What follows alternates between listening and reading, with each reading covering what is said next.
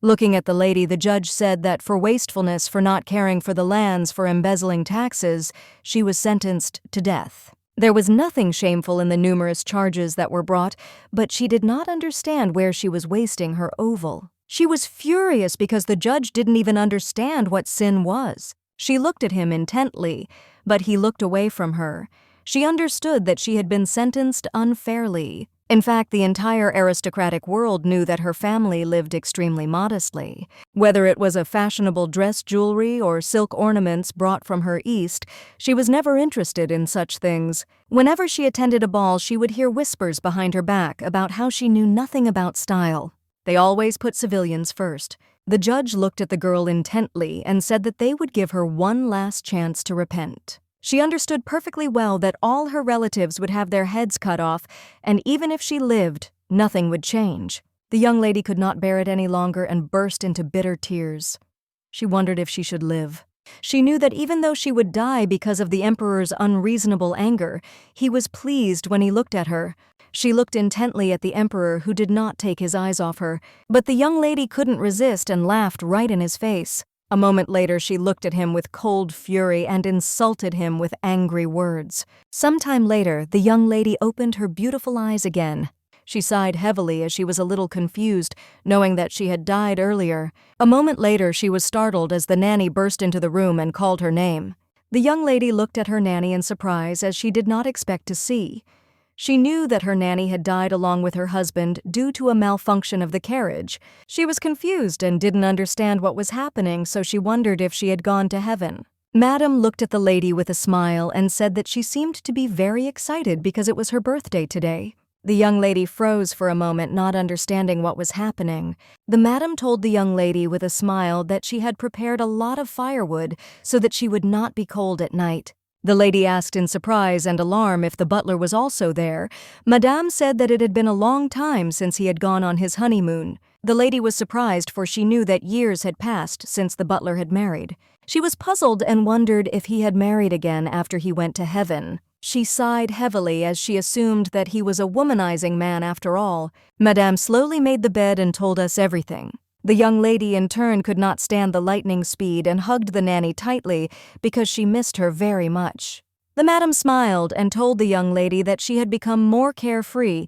The madam looked closely at the young lady and asked what she had dreamed about that night. The young lady asked madam if her brother was also here. She was a little puzzled because she didn't understand what was happening, because she firmly believed that she had gone to heaven. The madam looked at the young lady with puzzlement, as she was a little agitated by her conversation. Madame looked closely at the lady and said that everyone was now in the empire in the count's mansion. She looked at the lady in surprise and asked if she was still asleep.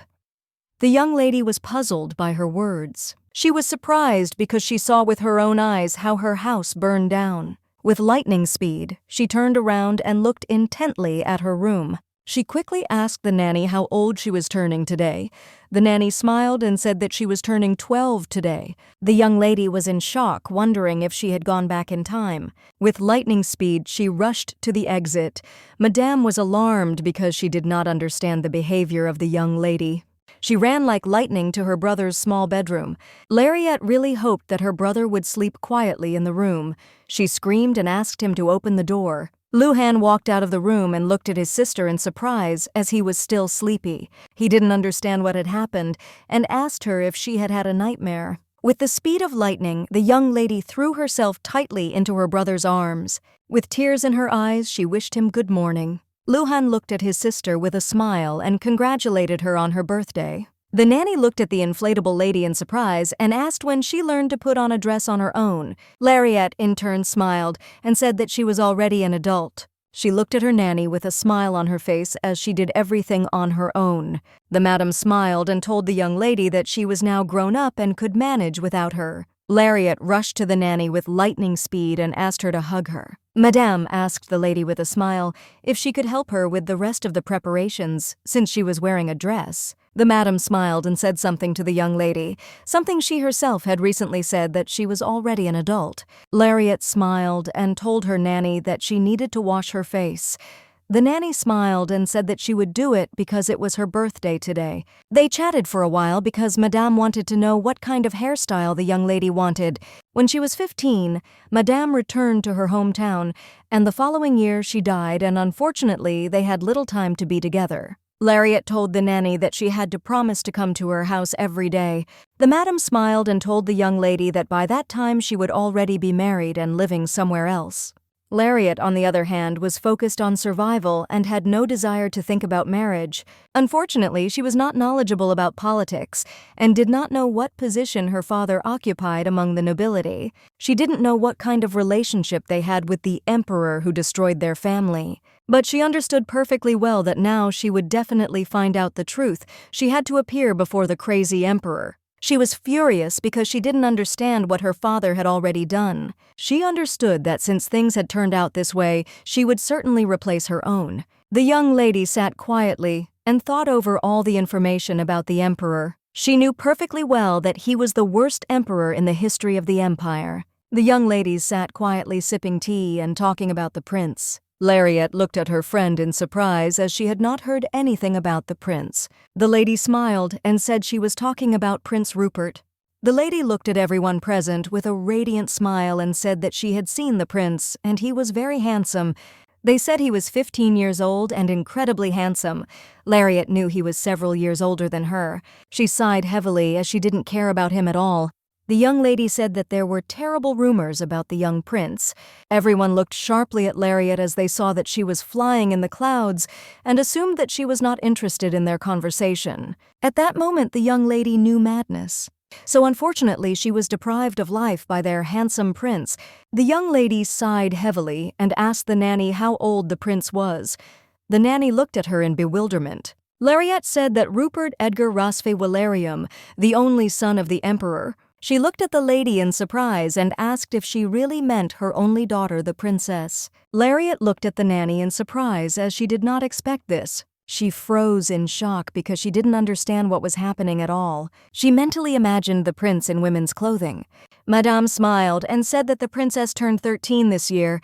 Madame said that unfortunately she had never seen her before, but there were rumors that she was incredibly beautiful. Lariat asked if the empress had really introduced a princess whom no one had ever seen. Madame sighed heavily and said that as far as she knew it was so. Lariat believed that the emperor lived under the identity of a princess, dressing in women's clothes until he became the crown prince. Prince Arnulf decided that he would become crown prince, was deprived of the right to do so, and grabbed by the throat. Rupert lived like a princess until he became a crown prince. Most likely this was planned by his mother in order to protect her son who was deprived of support. The madam was shocked because she did not understand why the young lady suddenly began to hit herself on the head. Lariat said with a smile that she was outraged that her head couldn't even remember the princess of the empire. Madame smiled and said that the count is someone who is not close to the imperial family. She looked closely at the young lady and smiled and said that it seemed like she hadn't been focused enough in her lessons. Magdalene, later, the young lady, was glowing with happiness and beauty. The madam looked at the young lady with a smile and said that she was very good and beautiful. The nanny smiled and said that their lady was the most beautiful in the whole world. The lady lost her 1-year-old daughter. She took care of her as if she were her own daughter. Lariat looked at Madame intently and said that she was telling her a lie. The madam was shocked by her statement and shouted that the young lady was very nice and she should just look in the mirror. The young lady in turn knew perfectly well that she was not so beautiful. She looked intently into the mirror as it seemed to her that she was a conventional doll. The madam smiled and said that the young lady was simply beautiful and sweet. Lariat knew very well that as she grew up, she became skinny, and because of her own stubbornness, she refused luxury. Unfortunately, she was an ordinary and gray mouse. She never dressed up. And yet she was a girl and an aristocrat at that, and for that reason alone her crime was the sin of luxury. She knew that the emperor then disposed of her life at his own discretion. She understood perfectly well that even if she provided the prince with information in advance, he would not believe her because she was just a child. She understood that now she would not be able to get rid of the cruel beast that was hiding under the mask of the emperor on her own. She understood that even if it would be annoying, she had to become closer to him because that way she could survive. Sometime later, the young lady came down to the hall and noticed that many people had gathered for her celebration. Lariat in turn wanted to enjoy all the luxury in this life. She saw that all the people had gathered to gain the favor of her father, who always remained neutral. Unfortunately, she didn't understand this kind of ranch and always blindly believed her father. She was puzzled because he was unable to protect his family and lived under constant pressure. The young lady in turn looked intently at her father. Lariat thought for a moment as he looked much younger than in her memories. With tears in her eyes, the young lady rushed to her father. She ran up to him with a smile and called him. The knight looked in surprise at the young lady who approached her father. He quietly called the master. The young lady in turn rushed into her father's arms with the same speed. He looked at his daughter in surprise as he did not expect this. He looked at her closely and said with a smile that when she was leading an adult, she should first greet him politely. Lariat kissed her father tenderly and said with a smile that she missed him very much. She also asked if he was in any pain, as there were dark brown marks under his eyes. She told her father that he should live a long life. Everyone was watching them closely as they noticed that the lady was attached to the Count. She turned around as she heard someone's familiar voice. The young man smiled and asked the lady if he could greet her. She froze for a moment. A moment later, memories from her past life came flooding back to her. She remembered the one who had thrown her father and brother into prison. He was the Emperor's loyal dog. The young man smiled and congratulated her on her birthday. Louis in turn looked at the young lady with contempt.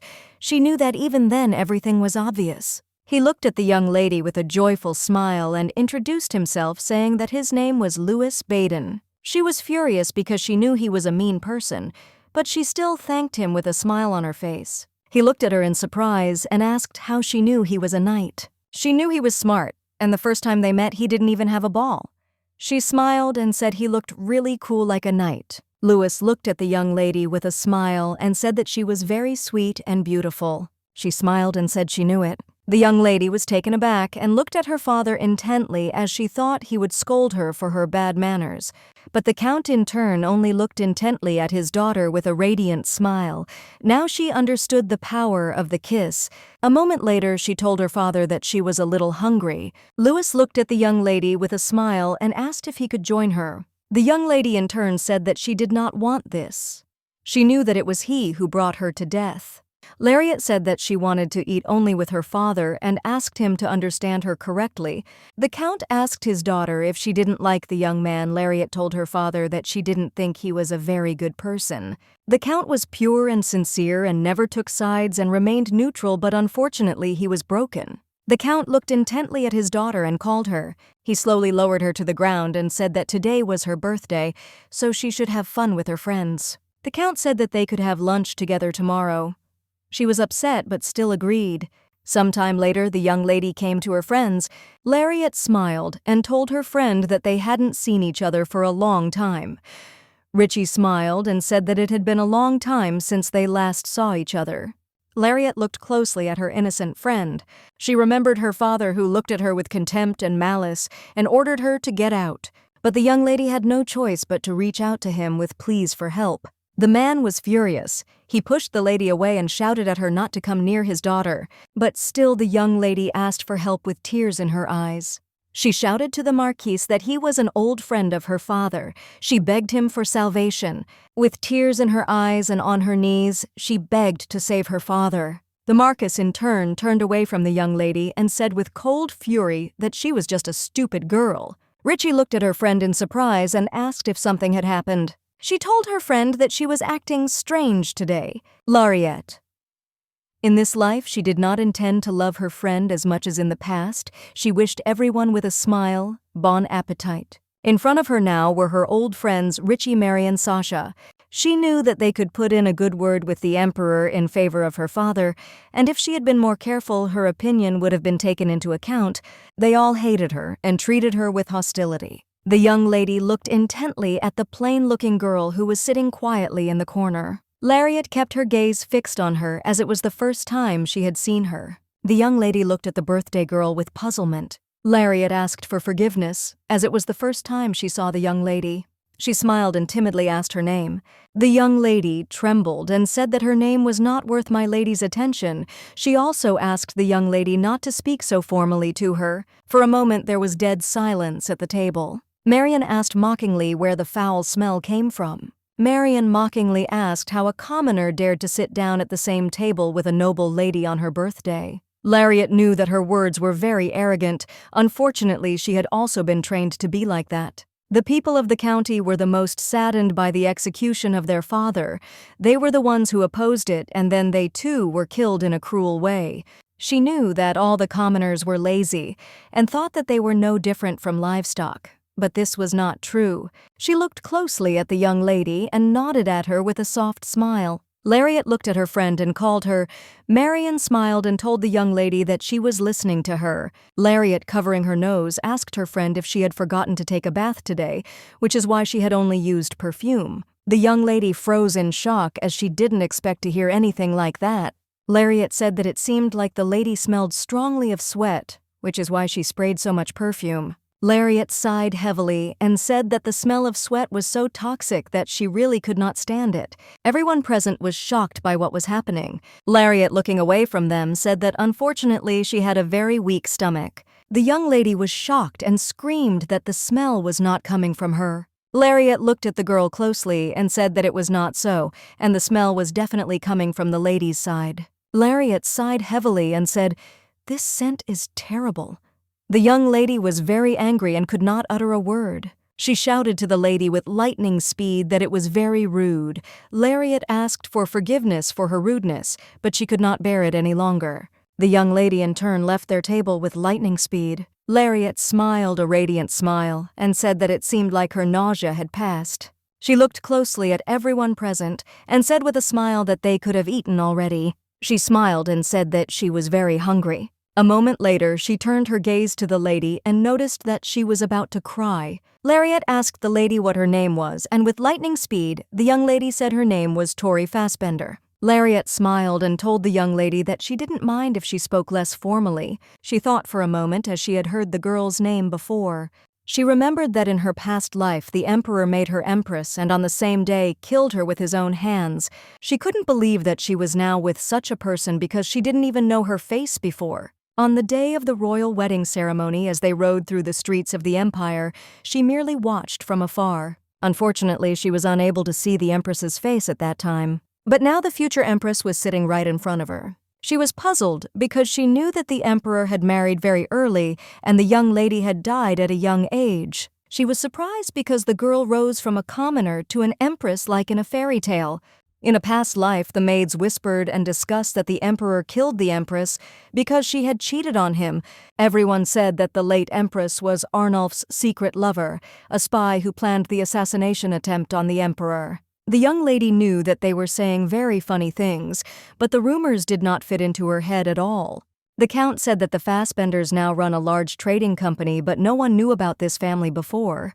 He did not know if the young lady had the qualities that would allow her to be called the mother of the empire. The young lady sighed heavily and looking at her father said that everyone was only talking about this. She knew that even her father, who was not related to the imperial family, was against her, yet he did not interfere. The emperor then ridiculed public concerns, but everyone was puzzled by his actions in the end because he treated her like a wild animal. The count was furious for he saw that the emperor had outraged the mother of the empire. The count said that he would make her empress even if many were against it, because even his brother the prince was falsely accused of conspiracy and killed. He sighed heavily and said that they could not leave things as they were, and so they had to do something. The young lady quietly eavesdropped on their conversation. She believed that her father was about to intervene. She was surprised because she had never heard him talk about the imperial family before. Her father was considered a shield that had won the support of the people, while the aristocracy accused the emperor of madness. In doing so, the emperor earned the hatred of the people of the empire. As a result, her father's mansion and lands were taken away. They were demoted in importance and isolated. Her father did not give in until the very end and stood his ground, telling the truth. Unfortunately, he paid for it with his life. Of course, she knew that the young lady was not to blame for their execution of her father, and guessed that she was simply being used. But nevertheless, she still had hostility towards her. She knew that their marriage was to blame for everything. She really hoped that they would not meet in this life, but she still did not understand how the girl got to her reception. She looked at the young lady intently and called out to her. Tori jumped in surprise. Lariat looked at the girl with a smile and asked how she ended up at her reception. The lady began to mutter quietly that she was the princess's maid of honor sent by Her Majesty. Lariat wondered if the empress was the emperor's lady-in-waiting. Lariat muttered quietly that the princess had sent the young lady for her birthday. Tori jumped up with lightning speed and asked the young lady for forgiveness. She said that she had sat in a place that was not intended for her and she would leave immediately. Lariat asked the girl to stop and eat with them. She looked at the young lady intently and said that she had not tried to drive her away at all. She was just a little surprised. Lariat, with a radiant smile, asked the young lady to dine with them. She knew that before the death of Valois, the empress had no connections with the imperial family. Unfortunately, she didn't know that Rupert had sent a maid of honor for her birthday. She had never met Rupert in his role as a princess before. She saw him only when he became a prince. The first imperial ball to which she was invited was at the age of 16. Richie asked her friend with a smile if she had seen the crown prince. She spoke with admiration that he was incredibly handsome, and his face was simply dazzling. Lariat asked in surprise if this was true, and Richie said with a radiant smile that of course it was true. A moment later, the young lady froze in place in surprise as she saw a handsome prince. She was momentarily stunned as she saw that he was glowing with beauty. A moment later, their eyes met. Unfortunately, she couldn't take her embarrassed gaze off him. A few minutes later, the prince came up to her and greeted her. He introduced himself and said that he was very pleased to meet her. Lariat smiled and introduced herself, saying that she was very glad to meet him. In turn, the prince slowly took her hand and kissed it tenderly. He looked at her with a smile and congratulated her on her debut. She looked at him in surprise as she was embarrassed because he pretended not to know who she was. Now she wondered if he had known who she really was back then. She was furious because he knew about her existence and only pretended not to know her. Tori looked closely at the young lady and asked if she was sure it would be okay if she stayed. Tori told the lady that her expression didn't suggest it. Lariat smiled and said that everything was fine. She just didn't know how best to take care of the princess's maid of honor on her birthday. Lariat asked the lady if she could tell the princess that she was happy. The lady smiled and said that she would tell the princess. Lariat asked the lady when she started serving the princess. Tori said that she arrived in service about a week ago. Richie looked at her friend closely and said that she was acting a little weird today. Lariat was taken aback and said that this was not so, and also began to eat dessert. She stared at the small piece of cake as she had loved desserts when she was a child.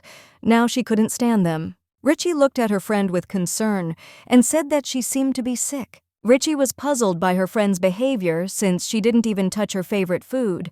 Lariat smiled and said that she just had no appetite. Richie was puzzled. She told her friend that it was a lie because even when she was sick, she still ate a plate of pudding. Lariat smiled and said that she seemed to have a slight fever. Richie looked at the butler with concern and said that the young lady currently had a fever. The butler, with the speed of lightning, moved to the lady and asked if she was in pain.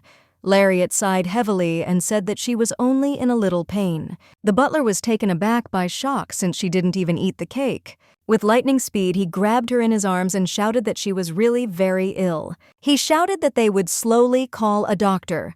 She was shocked because she did not understand why a doctor was needed. The butler excitedly shouted that the young lady had not even eaten dessert, and he would immediately talk to the count and bring the best doctor. She was in shock, as she was not ill. The butler, with tears in his eyes, told the young lady that he was very concerned about her illness. The butler, with lightning speed, asked the young gentleman where the count was now. The young man looked at the butler in surprise and asked why he needed him.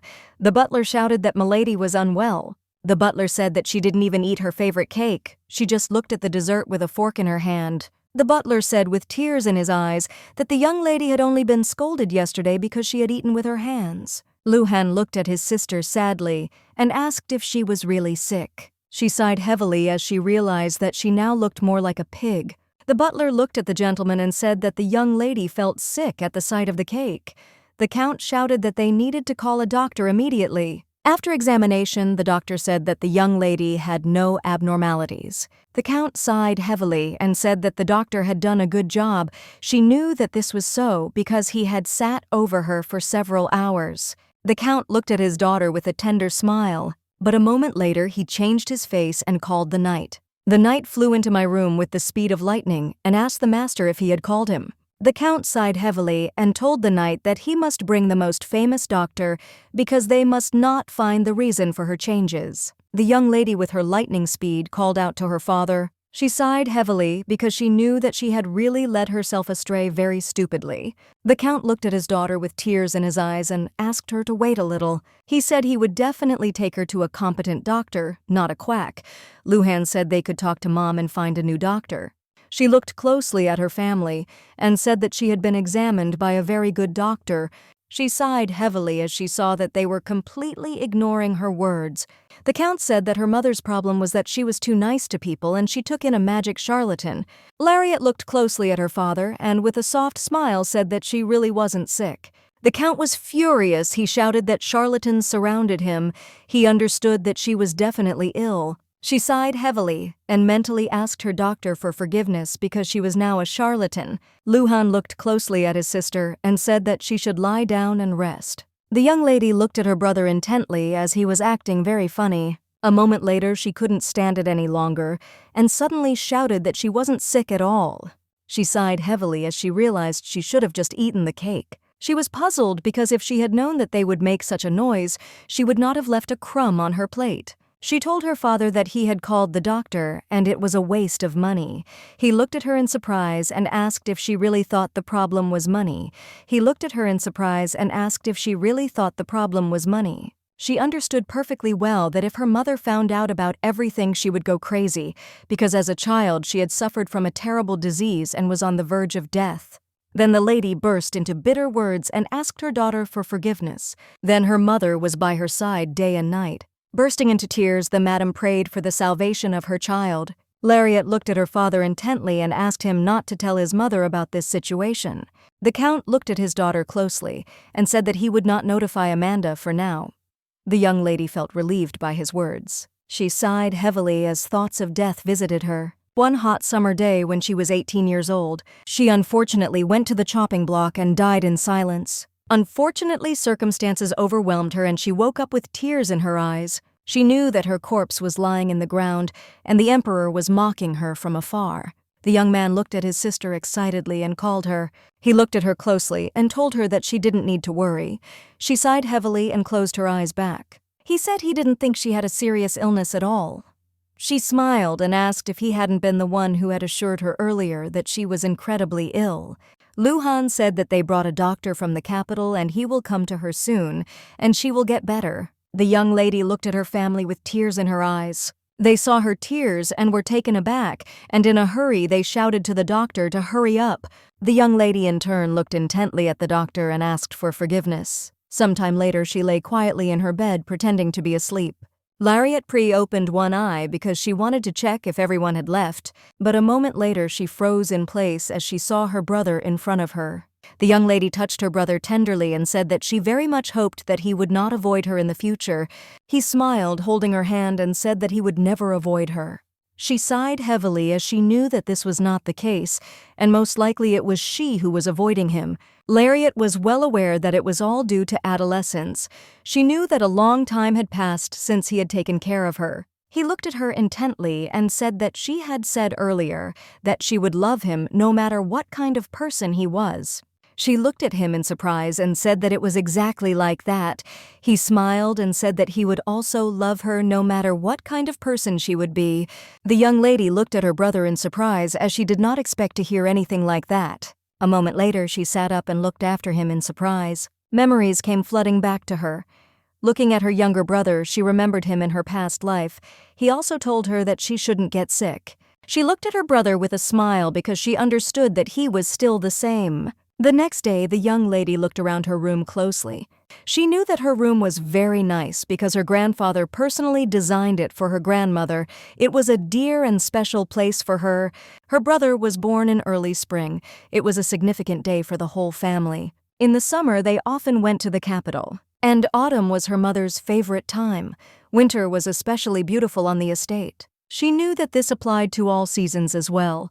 She looked closely at the very wall where they had marked their growth. The last time they noted her growth, she was sick. Lariat was taken aback for a moment and wondered if her head had only grown since she was 12 years old, right up until her death. She was puzzled because unfortunately she stopped growing when she was 14 years old, and unfortunately there was nothing she could do about it. Her brother constantly made fun of her. She knew she should exercise and eat more. She looked around the room with a smile as it was different from what she remembered last time. A moment later, she found her music box. Her brother had given it to her. She knew that her brother must have stolen the precious box for her. But then memories of her brother lying in the grave with the box came flooding back. She knew that her house had been set on fire on purpose to destroy all evidence, and all she had left was a music box which she barely managed to save. She saw the lifeless body of her brother who died a little before her. She was shocked because in one moment she lost everything. Her brother was executed first, only because he was a man. Lariat screamed furiously at the Emperor to kill her first, but unfortunately, the anonymous one could do nothing. With eyes full of tears and with rage, she screamed that she wanted to die before her brother. In anger, she asked the Emperor if he could not hear her well. She burst into tears and went from threats to requests. After all, she simply could not bear the death of her brother. She begged the Emperor to kill her. Now she realized that she was unhappy and helpless. Unfortunately, she had no one left, so she shed bitter tears alone. Then she sat at her brother's grave and screamed from hopelessness. The young lady trembled when she thought about her past life, but now she knew that they would allow such a sad end. A moment later, she found her treasured diary. She knew that if anyone found it, they would simply think it was her childhood fantasy. She knew that the young lady should not become empress, otherwise it would be the beginning of a conflict between her father and the Emperor. She was puzzled because she knew there had to be some way out, because she didn't want to lose her beloved family again. A moment later, she began to write down all the dates and what was associated with them. She recorded when the Emperor ascended the throne, all the executions after he became Emperor. She was on a mission. She knew that many people had died in those days. It was even difficult for her to remember everyone. Typical of the reign of a tyrant, he simply created a one-sided slaughter in the empire. He was a madman who killed his family like a beast. He killed his own uncle and cousin. The empire was based on nobles, and their influence was great, but in the end, the confrontation was considered treason to the crown. Thus, all power was in the hands of the emperor. Only Nigel, who was of mixed blood, managed to escape. The ladies supposed that this was the emperor's only favor. She had no idea why he had become so crazy. Even if she had gone back in time, she could hardly have done anything about his true nature. She knew she was back to life, and it was a miracle, but she didn't want to die trying to change the emperor. She knew that she needed to establish the best possible relationship with the emperor. She wanted to reconcile her father and the emperor, and to do this she needed to become the princess's maid of honor. She voiced her little news to her parents, but they were categorically against it. The young lady was shocked because she did not expect to hear such a thing.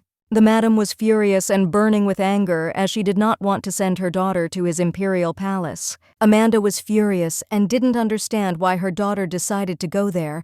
She didn't want to listen to anything.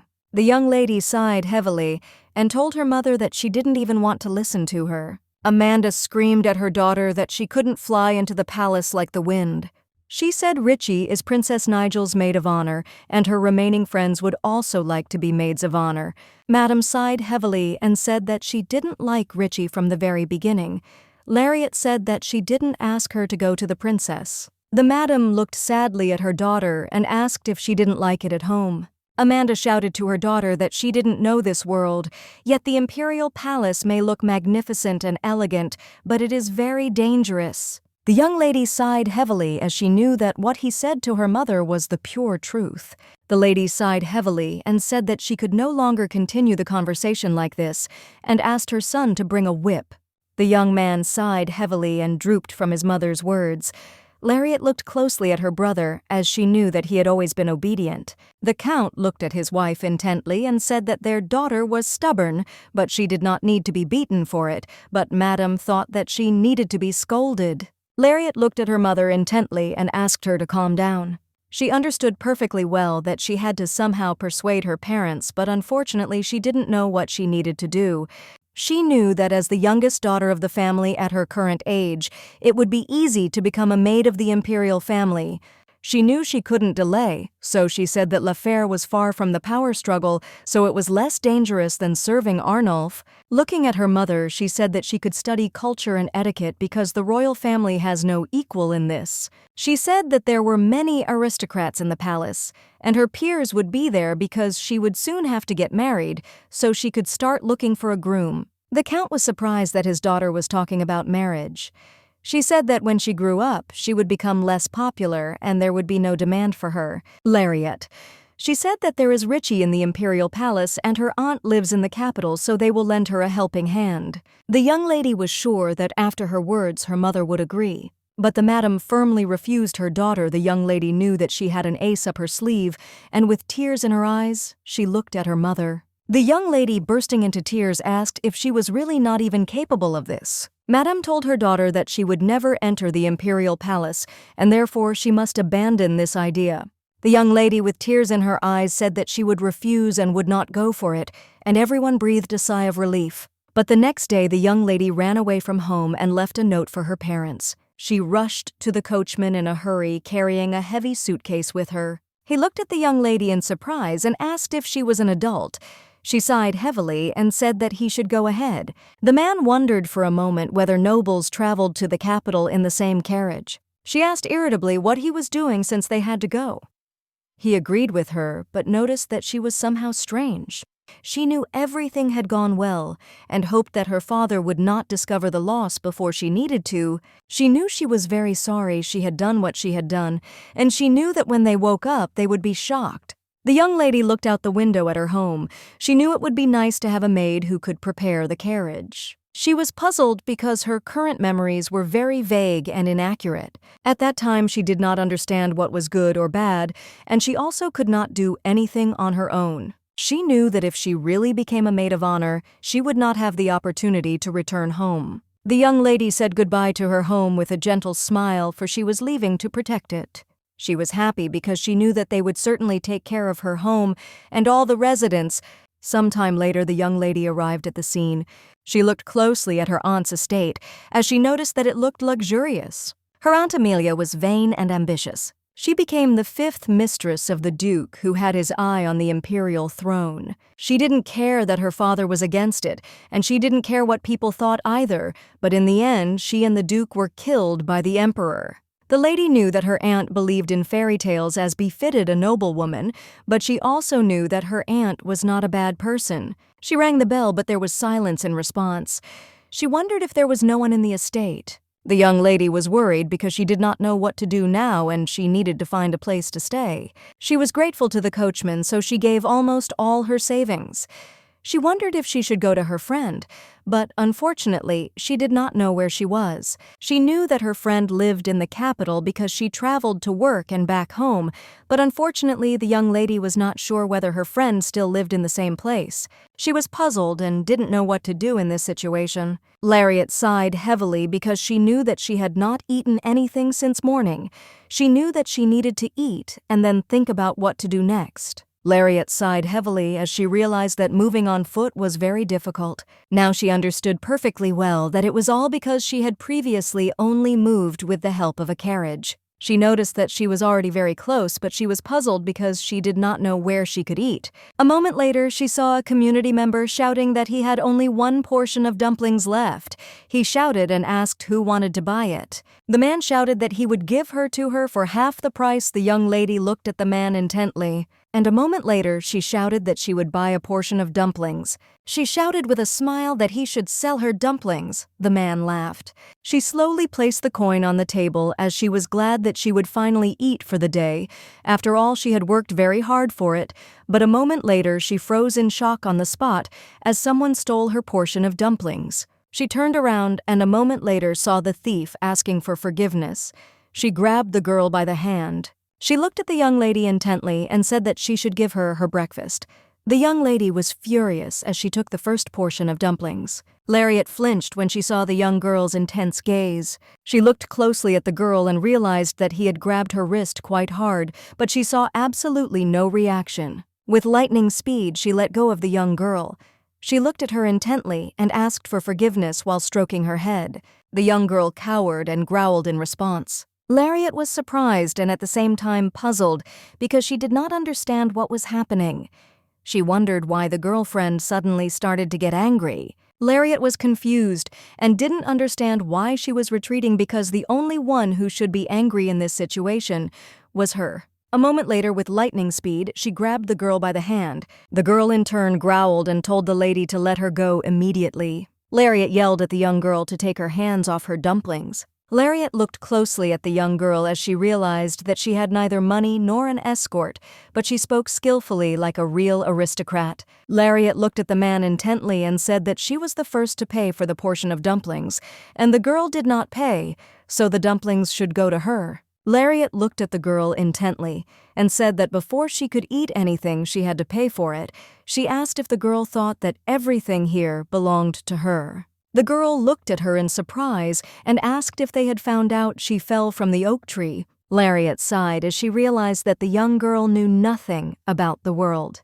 She was surprised as the young lady didn't even know that she had to pay. Lariat was a little puzzled because she did not understand why they behaved so stupidly in the courtyard when their families were falling apart.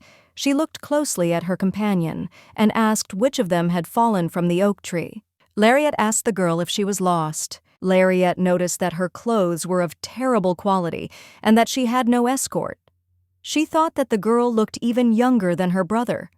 She thought that the girl was the daughter of some landless nobleman. Lariat sighed heavily as she knew many noble families now. She wanted to help the young girl find a home. She said that she would help her find a home right after she ate her dumplings. Lariat looked at the girl with a smile and said that she didn't need to worry about such things. The girl looked at her with bewilderment and asked if she really wanted to die. Lariat in turn ran away from home precisely because she did not want to die at all. Lariat looked at the young girl intently and asked if she would kill her. The girl began to grind her teeth after this question. Lariat noticed that the young lady continued to behave like a child. Lariat smiled and told the young lady that if she continued to grimace like that, she would definitely get wrinkles someday. The man looked at them intently and said with a smile that they did not need to quarrel and he would just cook another portion for them. The young lady in turn was very happy about this. She ran up to the man with a joyful smile, but a moment later the young girl grabbed her suddenly. Lariat, with cold fury, the young lady looked at her with bewilderment as she did not understand why she behaved in such a way. The girl looked at the lady with fury and told her to stop interrupting her. Lariat froze in surprise as she realized that children these days clearly had behavioral problems. She understood that they would have no future if the prince became emperor. Lariat sighed but said nothing. The girl approached the young lady closer and asked her name. Lariat froze in place in shock as she did not expect this. The girl looked at her intently and told her to answer right now. Lariat smiled softly and took her hand back, saying that she wouldn't think of answering her. A moment later, she smiled and said that her dumplings were ready. The girl looked at the young lady with fury. Lariat walked away with a defeated smile, as she knew that children should not be so rude. Sometime later, the young lady ran up to her friend and screamed. Lariat smiled and told her friend that they hadn't seen each other for a long time. The young lady, in turn, was very scared as she didn't expect to see her friend. Richie, breathing heavily, said that they hadn't seen each other for a long time. Lariat asked her friend with a smile if she was surprised. Richie sighed heavily and asked her friend how she got here. The young lady smiled and said that she would have to explain for a long time. Richie was shocked and told her friend to try to explain everything to her. Richie was surprised. She did not understand why her friend was dressed so lightly in such cold weather. Lariat smiled and said that unfortunately, she did not have time to think about clothes. She briefly said that she had come to become a maid of honor at the palace. Richie was shocked. She asked her friend if the count had really given his consent. She understood perfectly well that this simply could not have happened. And if this were all true, she would not have looked like this. The young lady looked at her friend in bewilderment and asked what was wrong with her. Richie was shocked and shouted at her friend that she looked like a beggar. Richie sighed heavily and said that she was shocked by the fact that suddenly some beggar woman ran up to her and shouted her name. Lariat smiled and asked if beggars wore dresses like that. Richie said that it was already worn out and should be thrown away. Lariat sighed heavily and said that it seemed that the marquise suffered from extravagance. Richie looked at her friend and asked why she was there since it was very dangerous to walk alone. Lariat smiled and told her friend that she was also alone. Richie was shocked. She screamed that she had several guards accompanying her, and even on their lands, her father does not walk alone because it is very dangerous. Lariat knew that the young lady had been like an older sister to her before, but now she looked very cute. Lariat looked at her friend with a smile and said that she was here to see her. The young lady sighed heavily. She understood that it was time for them to return. A moment later, they entered the estate. Lariat looked at her friend closely as she seemed very grown up to her. Richie looked closely at the young lady and said that she thought she had changed a little. Lariat was a little puzzled because she knew that this complicated the matter. She was shocked her friend immediately suspected everything. She knew she had to pretend she didn't know anything. Richie looked at her closely and said that it was also about her birthday, because surprisingly she had acted in a very peculiar way with the young lady. But Richie said that she liked it because she did not like the young lady. Richie looked at her friend closely and asked if she usually acted independent and indifferent. Lariat shuddered and tensed. Richie said that today she acted differently again because she had come a long way. The young lady looked at her friend and said that it was not so, and she had come prepared for, she had thought of it when her friend said she was going to be a maid of honor. Richie looked at her in surprise and asked if she really. She separated her family's opinion from her own. She was surprised that her friend did something that her father did not agree with. She said that her family is famous for keeping everyone away from the imperial family and public scandals. Lariat was a little puzzled because her friend suspected something was wrong. She knew that her friend was still a child and she would be able to deceive her. Lariat sighed heavily and said that it must be all because of puberty. She said that her heart ached and she missed spring from time to time. Just looking at the sight of the withered flowers made her feel depressed. Richie looked at her friend intently but didn't answer. Lariat sighed heavily and said that her family was suffocating her. Richie froze in shock as she didn't expect anything like this. Lariat was puzzled as she knew what their future was like. She wondered if this was the meaning of life. In her past life, Richie was angry at her family because they wanted her to marry a man from a noble family without taking her opinion into account. They wanted her to give birth to a child in order to continue the family line. Lariat said with tears in her eyes that they told her it was out of resentment and she only complained, but she soon envied the free worker or merchant. Richie was shocked because she knew that her friend thought the same way as she did. Richie looked at her friend closely and asked her supportively if she really felt like their status was a shackle for them. Lariat in turn believed that this was not the case at all, but had to play along with her friend. She didn't have a transitional period. Her behavior was always calm. She always behaved as she presented to her family because it was the order of things, but her friend had such a period. Richie was furious. She didn't understand why, being the eldest daughter of the family, she should live only for her family. She screamed that her father had ordered her to become a maid of honor, and she tried to somehow avoid it, but it was all in vain.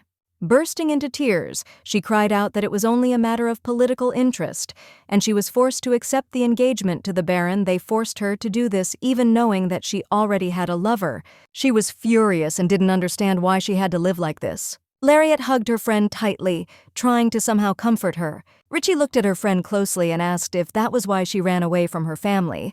She asked her friend if she didn't even tell the Count about it. Lariat sighed heavily and said that she had written them a letter and had also brought her ID and a medallion with her coat of arms. A moment later, the young lady couldn't help but laugh hysterically. Lariat looked at her friend in surprise as she didn't understand why she was laughing. Richie looked at her friend with a smile and said that she was the best, and she didn't even know she had that side. Richie smiled and extended a helping hand to her friend, saying that she would keep it a secret from the Count, but unfortunately the young lady could not get close to the palace, otherwise she would have been kicked out. Richie looked at her friend intently and asked who would believe that she was Lariat Valois. Lariat was shocked by her friend's statement. She shouted that she was not that black and that she had only not washed for 1 day. Moments later, the young lady said of her maid that the vow had washed her friend, for she really did smell. Some time later, the young lady was quietly taking a bath. She sighed often as she was glad that she had finally arrived in the capital. She understood that since the prince would now be nearby, she could breathe freely. Some time later, the young lady in full dress sat quietly sipping tea. The madam looked closely at the young lady as she was surprised by her skill because the girl had a perfect gait and impeccable manners. The young lady screamed with joy as she had achieved so much in her short time at the shelter. For a moment, memories of her past life came flooding back to her because after studying with one miss, she almost died because it was very difficult for her. The madam looked at the lady intently and said that she was so young but she already had excellent manners. Madam looked at the young lady intently and said that she was increasing the number of their classes today. Richie was shocked by the statement, madam. Richie looked closely at her friend and said that she had not been like this in her classes before. She asked her friend if she had been practicing at night instead of sleeping. Richie sighed heavily and told her friend that it turned out she was a very hard worker. Richie smiled and said that now she could understand why her friend ran away from home. Lariat looked at her friend and said that the outfit was too small for her. She looked at her friend closely and said that she looked like a child. Richie smiled and told her friend that she looked very good. Lariat was puzzled because her friend gave her clothes that were too small for her. Richie smiled and told her friend that she was cute like a chubby child. Some time later, they got into the carriage preparing to leave. Richie said that the young lady should not be tactless and rush. She also informed her that in her carriage, prow. Instead of a horse, Lariat looked at her friend in surprise and asked if they were really going to jump you carriage. Richie smiled and said that they were small and they were set on fire and used for power because the emperor brought them from abroad and bred them here, so it became so fashionable that the capital was now overflowing with frogs. Richie sighed heavily and told her friend that this is why she would not be accepted as a maid of honor. Lariat knew that her brother's Russian family was very kind to her family, so she would be able to become a maid of honor. A moment later, she arrived at the imperial palace for an interview. The young man looked at her in surprise and asked if something was bothering her. Lariat said that was not the case, and as he could tell from her health certificate, she was very healthy. He looked at her closely and sighed heavily and said that she was still a child. He said that it looked like she had had the plague and therefore she should have a stronger immunity. He asked if she had ever taken poison. The young lady answered in the negative.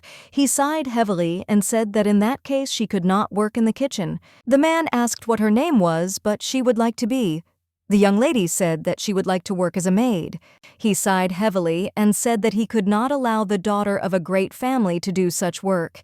He said that her identity had been confirmed, and he had also received a letter of recommendation.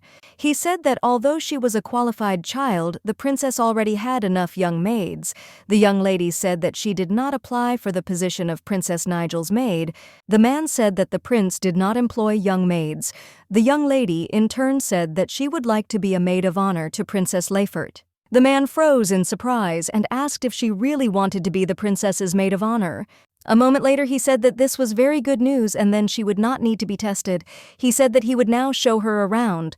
The lady was surprised by such a change. Lariat knew that the princess was still a member of the royal family, but they were so casual about choosing a maid that it scared her, but in turn she knew that it was only for the best for her. She had a joyful smile and she walked to meet the princess, but after a long walk she sighed heavily as she realized that the palace was very far away. The man looked at her intently and smiling wiped away the sweat and said that the hat suited her very well.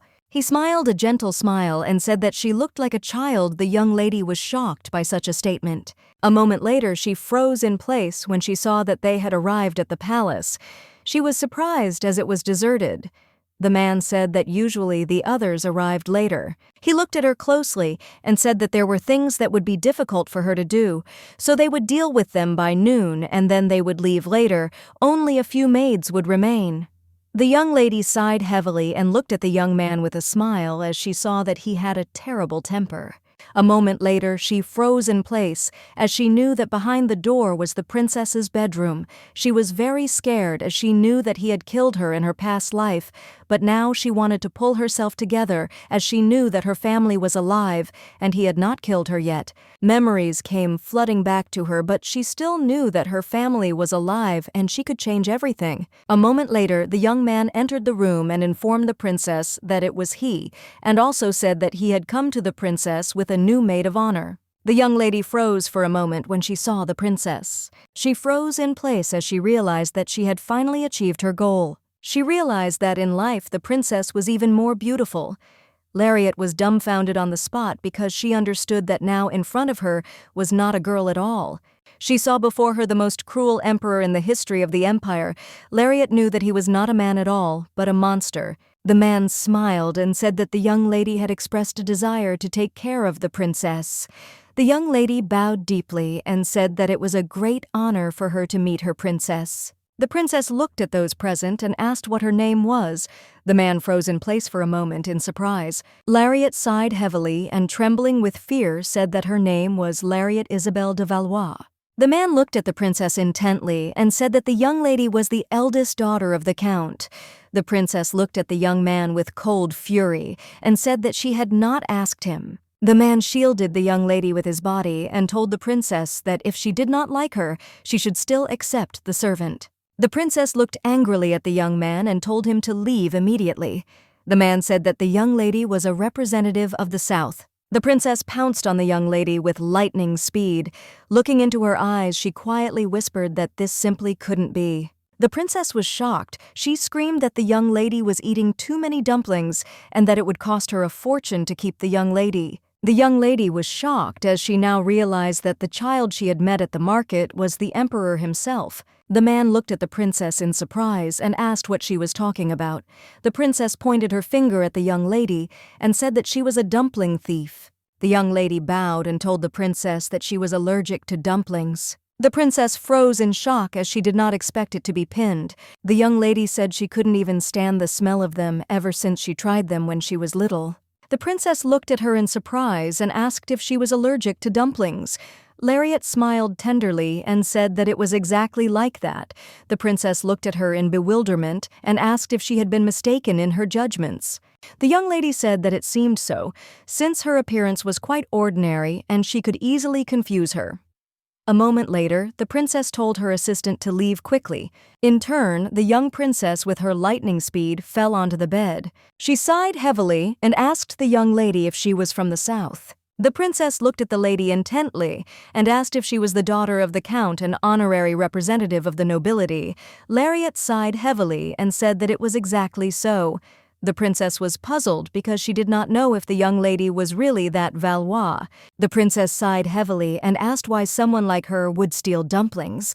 The young lady looked at the princess with a puzzled expression, as she had also stolen dumplings before. Lariat looked at the princess with big eyes and said that she did not understand what she was talking about. The princess sighed heavily and asked if the count had given her permission to come to the imperial palace. The young lady said that this was not the case, and she decided to come to the palace of her own free will. The princess asked the lady in surprise if she had come to the imperial palace to see her of her own free will.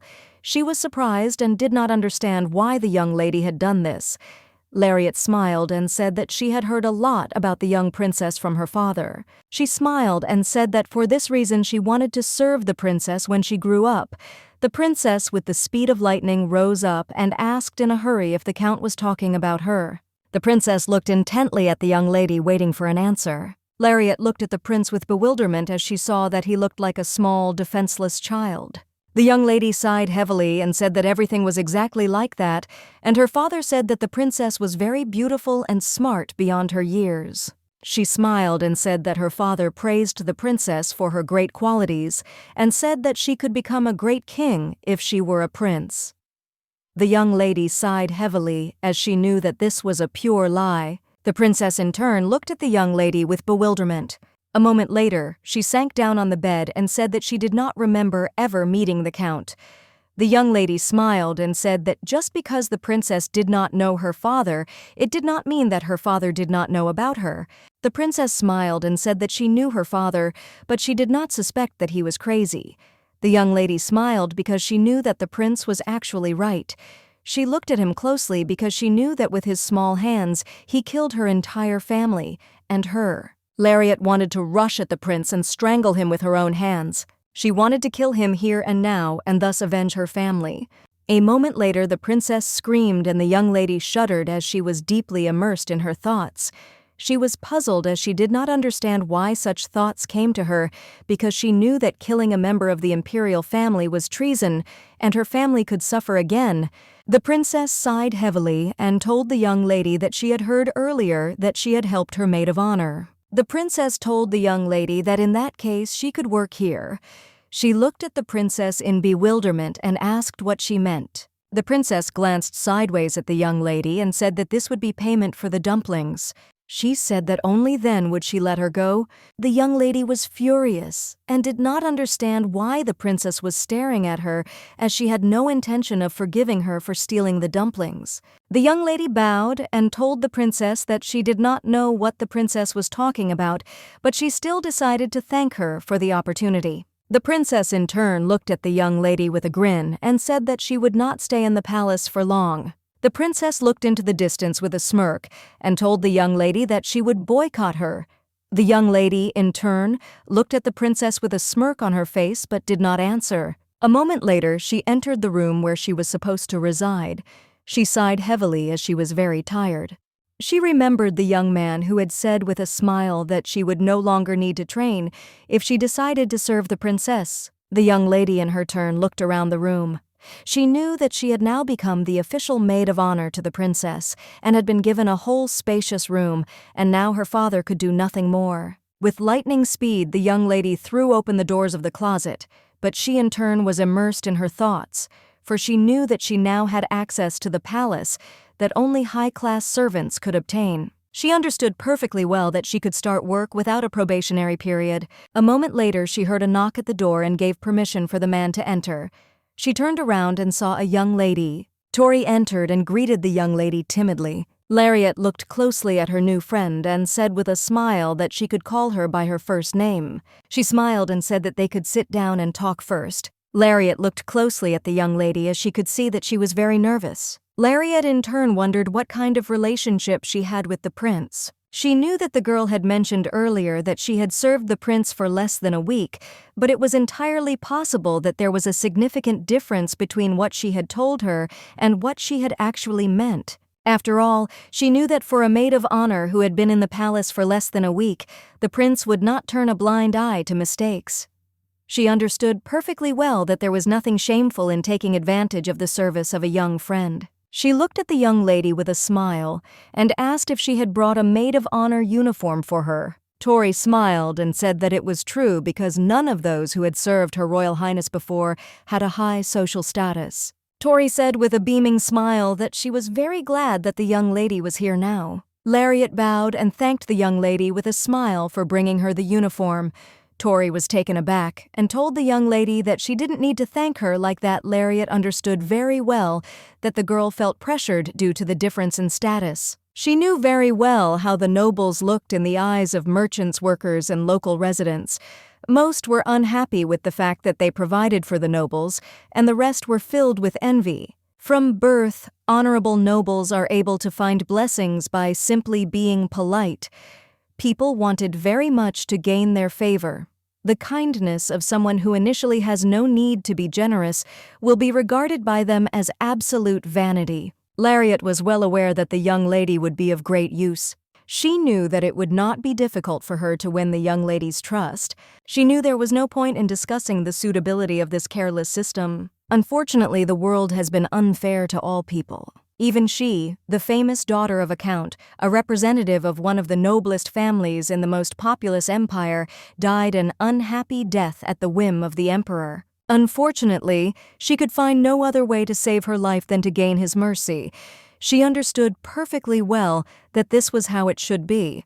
Gathering her courage, she watched as the young lady unsuspectingly became an empress. She knew perfectly well that she would not like it, but she had to use the young lady for her needs. Lariat raised that all because of the fact that the result is much more important than the methods of achieving it. If she manages to prevent the fall of her own family, then she will easily close her eyes to the tragedy of the empress, the face, which she did not even know. Tori looked at the young lady with a radiant smile and said that she should wear it from tomorrow since the princess wanted to see her right now. A moment later, the young lady, having collected herself, came to the princess and asked if she had called her, but unfortunately there was only pitch silence in response. Tori smiled at the young lady and said that she could come in. Lariat looked closely at the young prince. She knew he was a member of the imperial family, but he had no dignity at all. A moment later, the young lady bowed deeply to the princess. The princess sighed heavily and called her maid of honor. Lariat looked at the prince in surprise as she did not understand why he was staring at her. She wondered if he really wanted her to come to him. The young lady was furious as she knew perfectly well that he could have simply told her what he wanted, but a moment later she nevertheless approached the princess and bowed low. The young princess looked away from them and told the young lady that she would now be checking her food. Lariat was furious as she knew that the prince wanted her to check his food for poison. She wondered if he wanted to experiment on her. She looked at the prince with cold fury but still smiled back. Tori looked at the princess worriedly and asked what she wanted to do with Milady, who became a noble maid of honor. The princess told her maid of honor to be quiet since they were equals. The young lady in turn looked at the prince with fury. She did not understand how the lady could serve him. But still a moment later, she looked closely at the princess and agreed with her. The princess looked at the young lady in surprise and asked what she had just said. The princess looked at the lady with bewilderment and asked if the daughter of a count's family had no pride. The young lady sighed heavily and asked what was the need for pride when helping her most noble highness. The princess looked at the young lady intently and said that she had indeed heard nothing from her father. The young lady said with a smile that her father admired the princess's beauty and intelligence. The princess looked at the young lady in bewilderment and said that the Agraf could not have said such a thing in vain. The princess pushed the young lady away and slapped her in the face and said that since she had come to see Princess Nigel, she should not attract attention and should leave quickly. The young lady in turn sighed heavily, but said nothing. She did not understand why he was so confident in his words. She did not understand why he said that he had never met her father. Lariat knew that she first needed to weaken the boy's vigilance. She looked at the princess intently and said that neither her father nor Her Highness the Princess had anything to do with her support for Princess Leifert. The young lady bowed low and said that she would do everything in her power. A moment later, she heard her dress bursting at the seams. She sat up and saw the buttons of her dress flying towards the princess, the young lady of opium, and rushed towards the princess. A moment later, the princess froze in place in shock as buttons struck her across the forehead. Lariat was shocked by everything that was happening as she did not expect such a thing. The princess sighed heavily and told the young lady that she was doing everything in her power in a strange way. Lariat sighed heavily and said to the princess in a puzzled tone that she had not wanted anything like that, but the princess did not listen to her and left the room with lightning speed. The young lady took her turn, looked around, and froze in place, as she thought that there were too many weapons in the room. She was puzzled. She understood that the prince was going to do the same to his own, but still she did not understand where he managed to get so many weapons. A moment later, she lowered herself and began to collect the buttons. She sighed heavily and thanked her new friend. Tori looked at the young lady with confusion and said that she didn't need to thank her. Tori said that it was because the princess doubted the young lady's identity. She said that she told the princess that she was the daughter of an earl, so she didn't need to worry. The young lady in turn sighed heavily and asked if it was okay that the princess went out alone. Tori smiled and said that everything would be fine because Lord Baden would be there to escort the young princess. Lariat shuddered because she realized that the lord was the emperor's loyal dog. The young lady smiled and said that the princess was sometimes rude to strangers, so she shouldn't pay attention to it. Lariat sighed heavily and said with a smile that this did not mean that she did not know what kind of person she was. Lariat looked closely at the young lady and said that her eyes and hair color were the same as the princess's. Tori sighed heavily and said embarrassedly that it just happened that way. Lariat was puzzled and did not understand how the young lady became similar to the prince. Tori told his new friend that she cannot compare her to the princess since she is much more beautiful. Lariat looked closely at the young maid of honor and said with a soft smile that she too was very beautiful. Lariat understood perfectly well that the young lady was much prettier and sweeter than the prince. Lariat looked at the young lady with a smile as she felt as if she was playing with her missing little sister. Lariat smiled and told the young lady that she would be serving the princess with her from now on, so she asked her to take care of her. Tori sighed heavily and told the young lady that she shouldn't say such a thing to someone like her. Lariat looked at her in surprise and said with a smile that she did not understand what this meant, because the princess herself said that they were both ladies-in-waiting and they were equal. Tori embarrassedly told the young lady that nevertheless she was the daughter of a count. Lariat was well aware that the prince only trusted and cared for Tori, and that was why she was on a higher level in the palace. The young lady in turn wondered whether she would now be able to get answers to all her questions.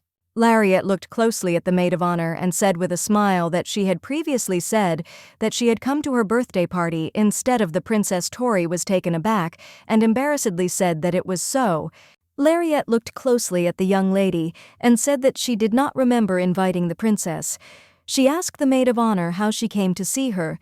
Tori timidly said that the invitation was intended for Princess Nigel, but she secretly passed it on to Her Highness. Lariat understood perfectly well that the young lady had simply stolen the invitation. Tori in turn cried out and sheepishly asked for forgiveness from the lady. Lariat looked tenderly at the young lady with a smile and said that she did not need to ask for forgiveness because this place was for everyone. Lariat smiled and whispered that everything was fine, but she still wanted to ask why the lady had done this. Tori said that the princess wanted to tell the count something. Lariat was surprised by this turn of events. Tori said that she wanted to meet the count at the last council of aristocrats, but the count was not there. Lariat looked at the maid of honor in surprise and asked if she really came to celebrate her birthday. The lady said timidly that someone had said that it would be interesting to see it. Lariat looked at her in surprise and asked who she was talking about. The young lady hesitated, not knowing what to answer. A moment later, she sighed heavily and timidly said that she could not answer the question and asked for forgiveness. Lariat wondered if she should continue and question the young lady. She sighed heavily as she knew that the lady would not answer her even if she began to trust her. A moment later she rose and smiling extended her hand to her new friend saying that it was time for them to go. She wanted to wait and watch them. Tori followed the young lady all the way to the room but then had to escort her out. She fell with a crash onto her bed as she was very tired, but she still understood perfectly well that she did not need to relax now, since she needed to put all her affairs in order. She knew that the prince and her lady-in-waiting got along much better than she had imagined, but she could see that the young lady was frightened, but not because of the prince. It seemed to her that perhaps they were even attached to each other in their own way, for example, by brotherly relations or family ties. She thought that by the time the maid of honor became empress, something important must have happened, but she was worried because she did not understand why the prince was interested in her family. Unfortunately, she didn't know the details, but he had been watching her family for a long time. She sighed heavily because she knew that her father had never told her about the prince. Lariat sighed heavily as she had hoped that she would understand what to do next when she became the emperor's lady-in-waiting. But unfortunately, she still didn't understand anything. She sighed heavily as she wanted to cry loudly, but she still pulled herself together. A few months later, a beautiful spring came. She was 13 and the prince was 14. The prince turned out to be much calmer than she imagined. She was surprised because he was actually very quiet and he didn't do anything abrupt. But she was still puzzled because she didn't understand why he would collect weapons if he didn't hunt. She knew that almost his entire budget, except for living expenses, went into his collection. He didn't like having maids following him around, and she only tasted his food during meals. She knew it was pretty safe and freed her from having to test her food with silver. But she didn't know if it was a deliberate attempt to mock her, but he was known as the queen's daughter, so there was no need to poison him. She didn't even know who could tolerate him with such a bad character. The princess looked at the young lady intently and asked if she had just appeared before her, tasting the food. Lariat said that she had not looked at the princess at all. The princess looked closely at the young lady and said that she seemed to have lost weight because the clothes were too big for her. Lariat was furious because these clothes had always been too big for her. She sighed heavily and said that she had not lost weight. The princess sighed heavily and mockingly asked how she could lose weight if she ate her food. Lariat was furious, but she didn't answer because it was the prince who told her what exactly she should eat, and she always ate everything. For this reason, during lunch breaks, she just sits. Lariat looked at the prince intently because she knew that if she got fat, it would be his fault. Lariat looked at the princess with a radiant smile and asked if she liked the food. The princess sighed heavily and asked the young lady if she really wanted dumplings again. She told the lady that she had already tried everything.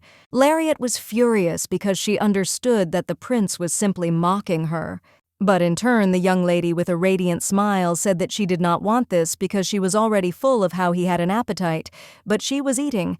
The princess sighed heavily, and while eating her food, asked if the young lady was accusing her of being hungry. Lariat looked at the princess with suppressed rage, but did not answer.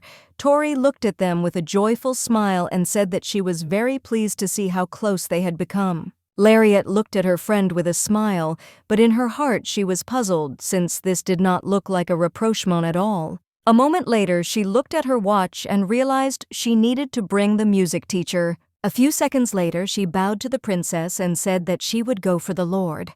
The princess looked intently at her maid of honor and called her Lariat, looked at the princess in surprise and asked what she wanted. The princess looked at the young lady with fury and said that she had asked her not to interrupt her earlier. The princess asked the young lady if she could play any musical instruments. Lariat smiled and said that she could play the piano a little. The princess asked if she could sing. She smiled and said that her mother was a singer. The princess looked at the young lady mockingly and said that just because her mother sang well, it didn't mean she could do it too. Lariat was furious, but in turn said with a gentle smile that she was not bad at it. She wondered with fury if he himself could sing. The princess told her naledi that then she should stay too, because she would sing with her. The princess looked at the young lady with a smirk and said that she was very bored and they could have some fun. Lariat in turn shuddered and tensed up at the princess's words. The princess looked at the young lady with bewilderment and asked if she really didn't want it. With lightning speed, the young lady put a smile on her face and said that she really wanted to have fun. Lariat.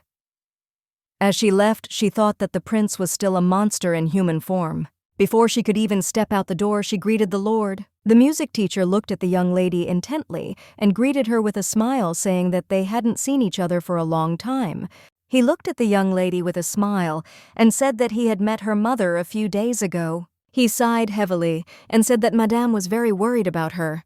He looked at the young lady intently and said that Madame had said that she had not received any news from her. He asked if she would like to write a letter to her mother. The young lady in turn looked at the teacher with tears in her eyes. She missed her mother very much, and her strong and tender hugs. She really wanted to tell her mother how hard it was for her, but she didn't know what excuse to come up with because she left the house without permission. Walking down the corridor, she was very depressed. The man looked at the young lady with a smile and said that, as a child, he also often ran away from home. Thus, he wanted to support her a little. The young lady in turn looked at the young man in bewilderment, since she did not understand what he was saying at all. She sighed heavily and said that the princess was already waiting for them. He asked the young lady in surprise if she would come in too. He was surprised and at the same time puzzled, since he knew that the princess rarely kept ladies in waiting near her, with the exception of the plebeian Tori. Lariat said with a smile that she would also come today. He felt sighed and said that the princess was a very lonely girl because it was heard from her playing the piano. He looked at the young lady intently and said that she should support the princess with her singing. The young lady was shocked by the teacher's statement, as she knew that the prince was not alone at all because he was a monster, but unfortunately she could not say anything in response. For some time she watched the prince intently as he played. The young lady looked at him in surprise as she was amazed by the music. But a moment later she froze in place from the juice as she realized that his game was simply terrible. His game amazed her to the point of horror. She couldn't believe that the Lord had compared his playing to loneliness. She sighed heavily because she understood that she had to flatter his music-making. The prince looked haughtily at his lady-in-waiting and asked how her game was. She looked at him in surprise as she knew he was trying to show off his game, but it was disgusting. She thought with a smile that his wonderful performance made her heart beat faster, but she said with a smile that his acting was not so good. The prince looked at the young lady with surprise and confusion and asked what she had just said. The young lady was taken aback as she realized that she had made a huge mistake. Lariat said that her heart was not feeling well after the princess's magnificent performance. She said that a little more, and she would burst into tears. The princess sighed heavily and said, "Young lady, that now she must sing." Lariat looked intently at the princess and, asking for forgiveness, said that she was afraid her singing would spoil her perfect performance. The princess looked intently at the young lady but did not answer. Lariat sighed as she realized that her interference was not working. She was puzzled because she understood that it was impossible to communicate with him without fawning. The young man in turn admired the princess's performance with a smile. He looked at the young lady intently and asked if she also felt the energetic struggle in such performances. He said that he felt the unyielding spirit of passion, art that was permeated loneliness. The young lady was shocked. She did not understand what he was talking about at all, and at the same time called him simply crazy. She looked at the teacher intently and said that she would see him off now. He sighed heavily and said that he needed to pull himself together. She sighed heavily and wished him a good journey. Sometime later, the young lady hurried him and walked after the princess. Out of breath, she screamed and called for the princess. Unconsciously, the young lady reached out to the princess but stopped when she realized that she had almost touched her hand. She looked at the princess intently and anxiously and asked where she was rushing to, and without a maid of honor. The princess sighed heavily and asked the lady if she had really forgotten all the palace etiquette. The princess told the young lady to stop running and also told her not to laugh at her. Lariat smiled and asked the princess if she really thought she would become attached to her. The princess sighed heavily and said that she hated ugly creatures. The young lady in turn looked intently at the prince, for she knew that he was so handsome that he seemed unreal. She suddenly shuddered and found herself back in reality when she saw that the princess had moved away from her with lightning speed. Lariat was puzzled and shouted to the princess that they should go together. She was not in a hurry to follow the princess. The young lady knew that it was spring now, but it was still snowy in the capital. A moment later, she handed her cloak to the princess. The young lady told the princess with a gentle smile that she might catch a cold. The princess suddenly looked at the young lady in surprise as she did not expect this. She looked at the princess in surprise and asked what she was laughing at. The princess smiled and said that it was funny that she was treating her like a child. The lady smiled and told the princess that she was already a child. Lariat, in turn, gave him the coat out of good intentions. A moment later, she was shivering with cold as she noticed that it was much colder in the capital than in her home estate. The princess looked at the young lady and said that if she was cold, she could go back. The young lady was shocked because the prince had told her this after he had taken her coat. She wondered if he was worried about her. The young lady smiled and told the princess that she couldn't let her wander around alone. The princess looked closely at her lady-in-waiting and said that in that case she should stop whining and making noise. Lariat was very angry, but she hid her emotions. She knew that everything was right, and the prince was simply not capable of worrying about someone, but she knew that today they had made progress because they had talked a little. There was even more talk today than in the last few months. But in turn, she understood perfectly well that one cannot relax with him, but the young lady was glad of such a good achievement, but still she was a little nervous. A moment later, a young maid of honor appeared from behind the bushes with a cute animal in her arms. Lariat froze in place from the slag as she was very frightened by the sudden appearance of her friend. She looked at the little animal in surprise and asked who it was. Tori said with a smile that it was a raccoon and that it was the princess's pet. She looked at them in surprise and asked if they really kept a raccoon as a pet. Tori smiled and said that it was not easy but quite possible. She smiled and said that he was very gentle and kind. A moment later, Lariat was taken aback as she saw that her friend's hand was covered in bruises and bites. Lariat was tense, but she still began to treat the wound. She was shocked and did not understand how he could be gentle. With a heavy sigh, the young lady said that he had bitten her hand. Tori looked at her friend with a gentle smile and said that it was okay and she could handle it herself. She asked the young lady not to worry, as she might get her outfit dirty. Lariat looked at her friend intently and said that unfortunately she couldn't treat her wound completely, and she had to return to the palace. Tori sighed heavily and said that she couldn't do that. Lariat was very surprised, but at the same time she sternly ordered her friend to go to the palace as she knew that her wound was very serious. She told the maid of honor that she would certainly take care of the princess. The young lady, with tears in her eyes, said that she agreed and immediately left them. The princess looked intently at the maid of honor and said that she must go to the palace. Lariat looked at the princess with alarm and said that she too should be careful with the raccoon. Lariat understood perfectly well that now in front of her was a wild animal. Despite the cute appearance, they can be dangerous. She asked the princess if she was too close to him, but the princess said that he was very kind.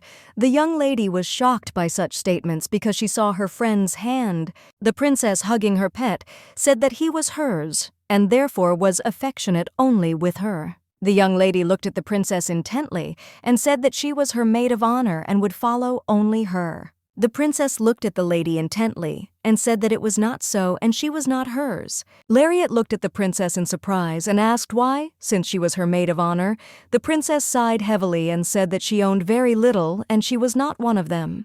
The princess came closer to the young lady very sharply and quietly said that she should not disturb her. The princess quietly said that at first glance she seemed helpless, but she could quickly and quietly kill a mouse or a bird.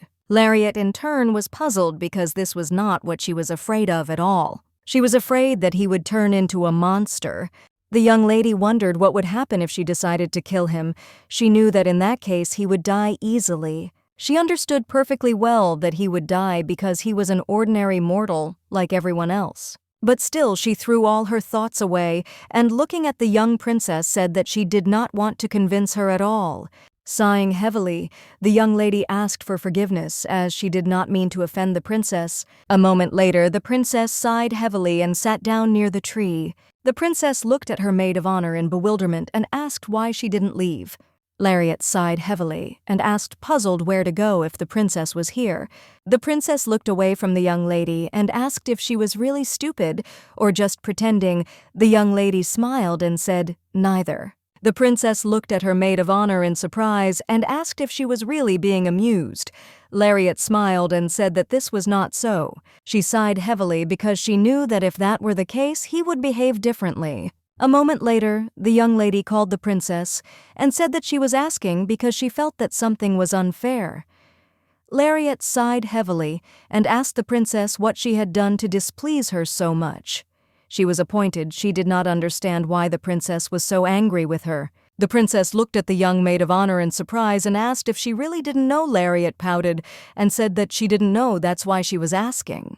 The princess looked at her intently and said that she shouldn't be nice to Tori. The young lady froze in place for a moment in surprise. Lariat looked at the princess with bewilderment and said that she was very happy that at least one of the aristocrats was kind to her. She did not understand why she could not be nice and kind to Tori. The princess sighed and said that she knew very well how others looked at her, and so she asked her lady-in-waiting not to pretend. Lariat understood perfectly well that as a member of the royal family, he cared for his lady-in-waiting. Lariat wondered if she was pretending, but in turn she knew that of course there was pretense because she was not so naive as not to take advantage of it. But still the young lady did not hate her. It was only natural now that she felt awkward. The princess sighed heavily and told her maid of honor not to follow her around like a dog. She looked at the princess in surprise and said that she was her maid of honor, so she did not understand who she should follow if not the princess. The princess said that sooner or later she would go to the princess or the prince. The princess told the young lady that she didn't need to curry favor with her. Lariat looked at the princess in surprise and asked, what if she didn't want to do that? The princess turned around with lightning speed and looked at the young lady in surprise. She looked at the lady in surprise and asked why she didn't want to. The princess was surprised and did not understand why the young lady wanted to stay with her. She asked the lady if she was really that stupid. The young lady looked at the princess intently and said that she had already told her before that her father spoke very highly of her. She asked the princess in surprise if she didn't believe her. Lariat sighed heavily and said that it wasn't necessary because she just wanted to continue serving her. The princess looked at the young lady in surprise and asked why she wanted to serve her so much. The young lady in turn looked intently at the prince as she understood that this was not even funny. She understood that it was very creepy because he looked like an ordinary child, and it was disgusting for her because she hated him with all her heart. She despised the prince. She knew that he was a natural-born monster in front of her now, so she understood that he shouldn't show her his human side. Lariat wondered what would happen when he turned into a merciless executioner. She did not understand why he treated his maid of honor so terribly. She silently begged him not to leave her to understand him. She wanted him not to force her to find an explanation for what he would become. She knew that he simply had to be a monster so that she could hate him in peace. Lariat feared and despised him so much that she was ready to kill him. Lariat looked at the princess intently and said that she only wanted to be useful to her. Lariat told the princess that even if she didn't like her killing, her was a waste of time. The princess sighed heavily and looked intently at the young lady, saying that she spoke as if she had already planned to kill her. Lariat knew perfectly well that he would not do it yet, but perhaps it would happen soon. The young lady looked at the princess intently and asked if she had not threatened to kill her. The princess hesitated, not knowing what to answer. The young lady in turn was very puzzled and did not understand how a helpless princess could kill a noblewoman. Lariat tells the princess that her service to her has nothing to do with her family. She said that she wanted it herself, and also asked the princess if such an answer would suit her. She did not understand whether there were reasons for everything in the world. The young lady looked at the princess with a radiant smile and said that there are times when there are simply no reasons. The princess sighed heavily and, looking away from the young lady, asked if this was really her argument. The lady smiled and said that it was, but in turn, she understood perfectly well that it was not because she was afraid of and hated the prince. But she knew that she simply needed him to think so. She wanted him to see that she was on his side. She looked closely at the princess because she knew perfectly well that this was the only way for her to survive with her family. A moment later, the young lady froze in surprise as she saw Prince Arnulf. The prince looked closely at the young lady and said with a smile that they had not seen each other for a long time. Lariat bowed to the prince in response. She looked at the prince in bewilderment as she did not understand why he pretended to be a stranger. She froze for a moment as she saw that he was looking at the princess with fury and anger. She realized that the prince did not like the princess. She looked at the crown prince with a smile and asked how he was doing. The prince smiled and said that he did not know that she had arrived at the palace as a lady-in-waiting. He said with a smile that she should have informed him or the princess, because they could have taken measures to accommodate her in their palaces. She smiled and said that there was no need for that, and also thanked the prince. The prince looked at the young lady intently, and with a gentle and radiant smile said that the princess would be very upset if she found out about this, because she loved the young lady very much. The young lady was taken aback as she understood that he was using her to show his dignity. She did not understand why he was trying to flirt with a little girl like her, because he was many times older than her. The young lady smiled and said that she begged for forgiveness, but she still intended to continue serving the young princess. She looked at the prince in surprise and wondered if he didn't believe her. Lariat knew that now he would have to take her word for it. The lady saw the prince's embarrassed face but said nothing, as she was happy in her soul. But a moment later she froze in her juices as the crown prince struck the young princess. A few minutes ago, the young lady said with a smile that she would continue to serve the princess. The prince looked at her in surprise and asked what she was talking about. He was shocked by her statement as he did not expect such a thing. Lariat looked at the prince intently and said that she wanted to serve Princess Laffert. The crown prince bent closer to the young lady in shock. He asked with a grin if this was really the goal of her family. Mockingly, he said that the count was truly a stupid man. The young lady looked at the crown prince and said that she was only 13 years old. She did not understand how her action could mean anything to her family. She sighed heavily and wondered if she might have fallen out of favor with the future emperor of inaction. But the young lady knew that in that case her family would be fine, because unfortunately she was not a man and could not inherit the title like her brother. She realized that her future was unstable, but also the future of her family was unstable. She understood perfectly well that the fate of her family was now in her hands, and it was entirely her responsibility. The princess grabbed her maid of honor with lightning speed and looked angrily at her brother. The young lady in turn looked at the prince in surprise because she did not expect such a thing. The crown prince mockingly said that he had to go to the princess himself because she ignored all the letters sent. The princess said that she had read them because in them he had written that she should not have caught his eye, and she remembered it. He looked at her intently and asked if she understood why she was not following the rules. The princess told the prince that he had come to her first. The prince looked at the young princess with a mocking look, and then a moment later he slapped her across the face with fury. He looked at the princess with cold fury and said that she had become very willful lately, and apparently he had been too inattentive to her. The princess sighed heavily and said that she was not at all grieving and had not been eager to see him from the very beginning.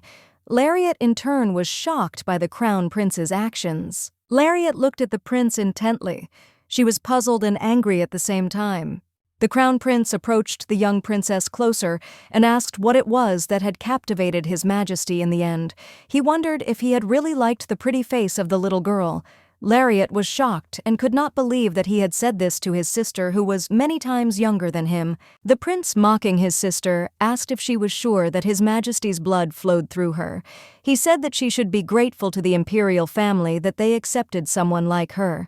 He said with a grin that it was the mistake of the great William Belerium. Since the mother of the empire was no different from a prostitute, Lariat in turn was shocked by the prince's words. She did not understand why he hated the princess so much. She wondered if it was not because of the arrogance of power. She knew that it was not because of the throne. She looked at the prince intently as she did not understand why everything was happening this way. He looked at the young lady intently and asked if she knew that the Empress of Belerium was from the house of Ardell. The young lady froze for a moment in shock. The prince said that she was not the count's adopted daughter at all, but rather a toy. The prince said mockingly that of course she didn't know that. He looked at the young lady with a glare and said that the count kept his mouth shut. The young lady was shocked because she realized that his father knew about everything. The prince looked at her with a grin and said that now that she knew, everything would fall into place. As he left, he said mockingly that he would tell someone to transfer the young lady to the princess's palace. Lariat rushed after the prince with lightning speed, but the princess grabbed the young lady by the hand and stopped her. The princess looked at the young lady with fury and said that she had previously said that they would leave. Lariat looked closely at the princess, and after a while she jerked her hand away. She sighed heavily and said that she would not go anywhere. The princess looked at the young lady in surprise and asked what she was talking about.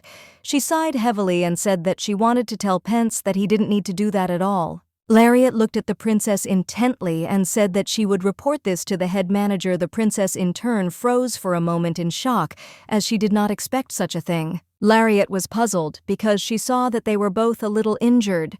She looked closely at the princess and asked if she was in pain. A moment later, the princess took the young lady's hand and handed her a small jar of ointment. Lariat froze for a moment as she saw before her the ointment that her brother had used when he entered the military academy, the proprietary brand of a capital pharmacist. It was said that the mass holds a lot of holy water. It was also called tiger ointment. The young lady looked at the small box with great admiration, as she knew that it was for the royal family, so it was real. She remembered that she had previously promised herself to be more extravagant when she came to the palace. Lariat looked at the princess with a happy smile and asked if she could use it without waiting for an answer. She thanked the princess. The princess looked closely at the young lady as she applied the ointment to the wound, sighing heavily. The princess said that the ointment was too expensive. The young lady in turn sighed heavily and said that she knew it and named the approximate cost for one jar. The princess looked at the young lady in surprise and asked if she had just used it all. Lariat looked closely at the princess and said that it was all because her body was more fragile. She told the princess that she was strong, although thin, but she had a strong touch began to burn the skin, and besides, there was still a large mark left. The young lady looked at the princess intently, wondering if she felt guilty. Lariat was furious. She looked at the princess with cold eyes and said that it was too late for an apology, and she had already killed her. She was furious and wanted to know if the prince had any common sense because she knew that he had killed many people. She asked furiously if he regretted scratching her wrist because he couldn't control his power. She wished she could say it that way, but still her voice dry and heavy. She looked at the princess and asked if she was sorry. The princess looked at the lady with indignation and asked if it was she who was sorry. She told the lady that the problem was that her skin was so damn soft she didn't understand why she would be sorry. Lariat looked at the prince intently, for she knew that he was a child, but still he could not lie. Lariat immediately handed her a jar of ointment and told her that she should apply it to her body. The princess was momentarily dumbfounded with surprise. The princess said that she didn't need to do it at all. Lariat told the princess that if she didn't do it, she would get a bruise. She told the princess that she needed to take care of her body. The princess turned around with lightning speed and told the lady to quickly get out of the way. Lariat looked at the princess in surprise and intently. Lariat understood that there was too much information for her now. The empress was a slave. Usually the mother of an empire comes from the family of a duke or marquis, or from the royal family of another country. But for the empress, the mother of the empire, to be not even a commoner but a slave, this is not just a scandal involving the imperial family, but a serious incident that could cause an uprising of the nobles. The young lady in the stripes at the publishing house did not understand why her father kept his mouth shut. Then she did not understand that I was so with a man who adhered to the old and familiar foundations. She was at a loss and wondered why the queen was still alive if the crown prince was such a talkative man. She knew the emperor could stop everything, but she wondered why he hadn't shown up yet. She knew very well that the emperor had a good relationship with her father. He was the emperor's son, not an enemy. He naturally became the emperor when the crown prince died of illness, having strong support. She wondered if the emperor's love was that great. The young lady knew that this was true because the emperor had enough power to turn a slave into an empress. But she was puzzled by the fact that the prince was abandoned, despite the fact that he was the child of the empress who was loved to madness. The young lady in turn wondered if the crown prince had made a mistake. She was furious because she knew that she needed to meet her father as soon as possible, because she knew that if she acted rashly, she would ruin everything. She thought for a moment and remembered that her brother would soon be going to a military academy. The modern lady was never able to attend the opening ceremony in her past life. The young man stood quietly at the door and watched what was brought to him and ran in different directions. He was puzzled because his sister was proud of the pain. In her past life, she was struck down by a severe illness, which forced her to lie in bed for a long time. Then he looked at his sister with bitterness and asked her not to get sick, and also said that he would return soon. Lariat was shocked because she understood, and now in a difficult life she did not even say goodbye to her brother. She was sure that this time she would congratulate him properly. She was proud of her younger brother because he was entering a military academy that was difficult to get into. She became alone. If she gets promoted, she will be able to go to work and back with her brother. Lariat sighed heavily and began to think about living together. She knew that it would not be as awkward as before because she thought that this time they would be able to get along. Lariat knew very well that there was nothing more important than family. She sighed heavily as she hoped that her brother would still understand her actions. She was looking forward to their meeting. She alone knew that it was only spring, and she still had a lot of time left. Since the border with the prince disappeared, she followed Tori and Rupert without reservation. She was glad that where there was a beautiful day, she was even praised. But she knew that the prince did not trust her completely, but fortunately the lady improved a lot. She had been worried about the crown prince ever since, but she thought Rupert didn't seem to care. She knew that even if she couldn't avoid the bullying, she had to accept it so that the prince god would trust her even more. She looked closely at the little child who would one day become the emperor. She knew she wouldn't have to pull the strings, he just needed to see it. She stared at the young man and wondered how many people had died at his hands. A moment later, Tori walked up to the young lady and asked her to take care of her raccoon. Lariat was confused and didn't understand why she should do this since he was looking at her angrily the whole time. Tori said with a smile that the princess was sleeping now, so she should take care of him. The young lady pushed hard, but still agreed. Tori said with a gentle smile that perhaps the hot weather had prevented the princess from getting a good night's sleep. Tori looked at the young lady closely and asked if she was feeling well these days. Lariat was very excited because she did not understand why the maid of honor would suddenly ask her about such a thing. She stood dumbfounded and looked at her friend in surprise. But a moment later, with a joyful smile, she said that she had slept very well without any problems. Tori approached the young lady and said with a smile that it was very good while she removed the paper from behind her face. But a moment later, she was stunned with embarrassment as they were very close to each other. Tori cried out sheepishly that it was very good that the young lady had slept well that night. She cried out that it was time for her to go as she wanted to take a bath. The young lady in turn froze in place in surprise. A moment later, she looked at the raccoon with a puzzled expression and asked him to be quiet. She sighed heavily and told him that she didn't like him either. The young lady was surprised because he was very noisy. She looked at the prince in surprise because the raccoon was too noisy, but this did not prevent the prince from sleeping quietly. She looked closely at the sleeping prince because she realized that if he got hurt in front of her, she would feel guilty. She knew that this was a very strong feeling that could save him. A moment later, the raccoon hit the young lady. She was taken aback in a way she had not expected. With lightning speed, he escaped from her tenacious grip. The young ladies in turn froze in shock as they did not understand what had happened. The raccoon looked at the prince with a radiant smile. The prince cried out nervously because he did not understand what had happened. A moment later, he looked at the young lady with cold fury and anger and asked if she really wanted to die. She was taken aback and froze, or rather stood still, because she did not understand how it all happened. He looked at her with cold fury, asking who gave her the right to wake him up. The young lady shouted at the princess that she wouldn't even be able to get married because of the raccoon. He looked at her with a smirk and said that she would not be able to return with such a wound. She looked at him in surprise because she did not understand why he was saying such a thing. The prince looked at the young lady with a grin and said that it was all because she looked like a dumpling. The young lady looked at the prince with fury, but a moment later she froze as she saw that he was truly handsome. She sighed heavily as she felt very sad when she thought about dumplings. He looked at her intently and said that she should come to him. The young lady with a radiant smile hurried to the prince, but in her heart she hated him and did not want to come closer. The princess looked at the young lady with indignation and told her not to laugh. A moment later, the princess handed the young lady a jar of ointment.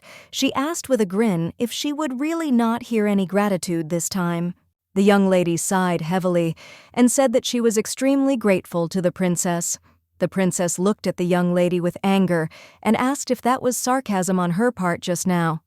The lady smiled and said that it was not so, and she was very grateful. The princess said that she was worried that the dumplings might explode in her cheeks. A moment later, the young lady was happily applying the ointment to her face. She slowly handed the jar to the princess when she was done. The princess sighed heavily and asked how she could use what she had already used. The young lady was taken aback and said that she was pure. She knew that she was pure, unlike the prince. The princess sighed heavily and said that the jar was no longer clean and she should just use the ointment. The young lady smiled and did not thank the princess. Lariat in turn wondered if she should save some of the ointment for later. She sighed heavily because she knew that today she had to be extravagant. She wanted to enjoy her wealth to the fullest. The young lady in turn was puzzled because she knew very well that together with her friend, she had done all the hard work, and the prince was now just sitting and playing with the raccoon. Looking at the raccoon, he reminded her of the man who constantly fawned on the prince. She looked at the princess and said that the raccoon was very friendly towards her. The princess said that it was all because he was her pet. Lariat thought for a moment as she knew that Tori was coming first, and then the raccoon. She wondered if she could gain his favor if she acted like that. The princess looked closely at the young lady and asked how Tori was. Lariat was taken aback as she did not expect such a question. She said that the girl had a stomachache. Lariat was shocked as she saw that he was really worried about the maid of honor. Lariat sighed heavily and told the princess that she must really like the maid of honor. The princess looked at the young lady closely and said that it was not so. Lariat in turn understood that even if only a little he was inclined to love a woman, so he kept Tori near him all day. She knew that he was embarrassed because he was going through puberty. Lariat slowly sat down closer to the princess and said with a smile that she liked the maid of honor. The princess looked at the young lady in surprise and asked with a grin what made her think so. The young lady said that she did not know what she liked about the maid of honor, and also said that if the princess continued to sit in this position, then she would be able to see the clothes under her skirt. The The princess in turn calmly said that the young lady could look if she wanted. The young lady in turn was persistent and told the princess that she should not sit like that. The princess sighed heavily and said that there was no point in talking about etiquette when her clothes were already on the dirty ground. The young lady sighed heavily as she had no more arguments. A moment later she said that it was true that the princess was worried about the young lady in waiting. The princess looked at her in surprise and asked if she really had to like everything that she had to worry about. Lariat looked at her in surprise and asked if it wasn't usually the other way around. She looked at the princess intently and said that she usually takes care of what she loves. The princess froze in place for a moment. The princess looked at the young lady closely and said that just because she loved something, it didn't mean she cared about it. Lariat looked at the princess in surprise and said that if she loved something, she should take care of it. The princess looked at the young lady in bewilderment and asked what about her. The lady smiled and said that she was sure many people did that. Lariat was puzzled because she did not understand what was wrong with loving. The princess sighed and said that she thought she did not act like that for the most part. Lariat looked at the princess in surprise and asked how that was. The princess looked away from the young lady and said that she only valued what belonged to her. Lariat was surprised and at the same time puzzled because she understood that he shared it as if he was in another world. The princess looked intently at the lady and said that it did not matter at all whether she liked something or not. Lariat understood that he wanted to take care of everything that belonged to him. Lariat was puzzled as she was at an impasse. With lightning speed, the young lady rushed to the princess and asked if Tori belonged to her. She knew that to love and appreciate did not mean to appropriate. It sounded as if she appreciated something simply because she happened to own it. The princess looked at the young lady with irritation and told her to move away. Lariat looked at the princess with worry and asked what about her. She knew that her words now sounded bold and ridiculous because she wanted to win over a man whom she hated with all her soul. She sighed heavily as she simply could not believe that she had been so impatient. Lariat was very scared as she realized that her stupidity had gone too far. The princess looked at the young lady with mockery and said that she would never be of any value to her. The young lady was shocked. She said that she was her lady-in-waiting. The princess said that she was just a maid of the royal palace. She looked at the young lady intently and said that she had been assigned to her. Lariat asked excitedly, what if she said that she herself wanted to be her maid of honor? The princess looked at the young lady and her son with a funny, menacing expression and said that she would not believe her. Lariat froze in shock as she had not expected such a thing. She was puzzled because the prince still did not believe her. She did not understand why he was so adamant. The young lady in turn looked intently into the distance with a joyful smile on her face. She suddenly turned around because she heard someone calling her, and so she was left in pitch darkness. She froze in shock and wondered what was going on because she knew she was dead until that moment. She knew she had never held a man's hand before. A moment later, she opened her eyes and sighed heavily as she had difficulty falling asleep. She looked at her friend in surprise as she was furious that she had woken her up. But a moment later, she rushed at the young lady and shouted. Lariat was shocked because she did not understand what was happening. Tori looked at her friend with tears in her eyes and said that something was wrong with the princess. Tori was very excited because she saw that the princess was having a nightmare and couldn't breathe. Lariat, with lightning speed, came closer to her friend and tenderly hugged her, asked her not to cry and to calm down. In turn, the young lady was a little worried because her friend said that the prince could not sleep. She wondered if the reason was really nightmares and not the hot weather. Lariat asked the girl if she had tried to wake the princess. The young lady said that she had been unable to do so. She was worried because she saw that the princess could not wake up because she had a fever and a high temperature. Lariat knew that first they needed to prepare antipyretics and pills for the princess. Lariat had previously bought expensive medicine because she was not feeling well. Tori hurriedly shouted to the young lady to hurry up and go quickly to the princess. Lariat was well aware that the medicines were very expensive and valuable, so they should only be taken when absolutely necessary. She was furious because she knew that the prince would pay her for it. A moment later, they entered the princess's room and noticed that she was feverish. Lariat slowly walked closer to the prince, and for a moment she froze with a grin on her face. With the speed of lightning, she suppressed her laughter. She sighed heavily and looked at the prince intently as she simply could not believe that she was happy to see a sick man.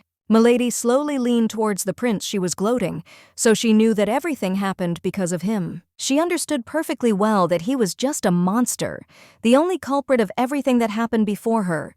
She knew that even if it didn't happen now, he killed her, and it was only his fault. Lariat froze for a moment and wondered if he would survive even if she didn't save him. Now she hoped he would just die. Tori, with lightning speed, approached her friend and called her. She was confused and wanted her friend to quickly give the medicine to the princess.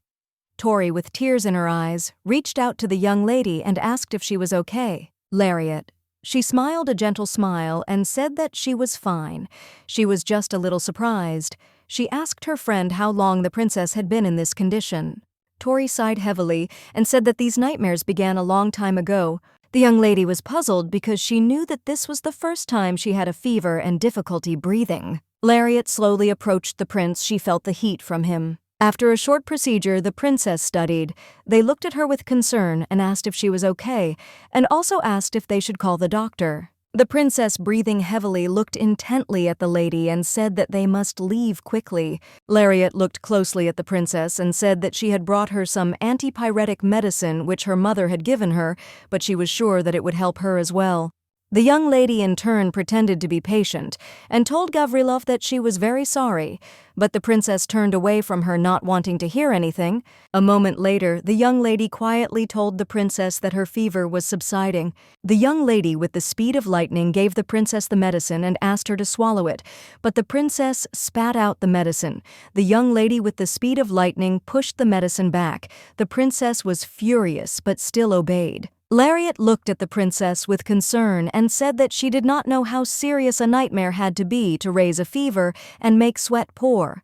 The princess angrily told the young lady not to interfere and called her lady-in-waiting. Lariat looked at the lady and asked her to bring some water. Lariat looked at the young lady and asked her to hurry up. Tori looked at them worriedly, but still did what she was asked to do. Lariat swallowed the medicine in front of the princess with lightning speed and asked her if she really thought it was poison. She wanted to show the princess that it was just medicine. In turn, the princess slowly obeyed and swallowed the medicine. Lariat, with a gentle smile, touched the princess's hand and said that she should not be shy to show her weak side. She smiled and said that there was nothing humiliating in this because she also often had nightmares. She dreamed of a prince who was taking her brother and father away from her, a terrifyingly real nightmare. She was furious and wanted him to remember that it was she who saved him today because she hoped that he would save her and her family's lives. Sometime later, the young lady asked the princess with a smile if she was comfortable. She smiled and said that the antipyretic was made of precious ingredients, so it was very expensive. She sighed heavily and said that she was just saying this to lighten the mood. She knew that her friend had said earlier that the prince had not slept for several days, although he had fallen asleep quite quickly now. Lariat looked at her friend and said that she could go back to bed, because today she could take care of the princess. Tori was taken aback because she did not expect anything like this. She said that she just could not leave all this to her. Lariat looked at her friend in surprise and asked what she meant, because she was well aware that it was her duty like a maid of honor to start talking about the princess. Tori said excitedly that usually the princess does not keep anyone near her at night. Lariat smiled a gentle smile and said that today they would make an exception. She looked closely at her friend and said that she was very sleepy and therefore could go and rest. The young lady sheepishly told her friend that in that case she would relieve her at dawn. As she left, the young lady bowed low to her friend and left. Lariat noticed that the girl was very good at bowing, but not at etiquette. Lariat turned and looked at the prince intently because she knew that even in the face of death he did not trust her.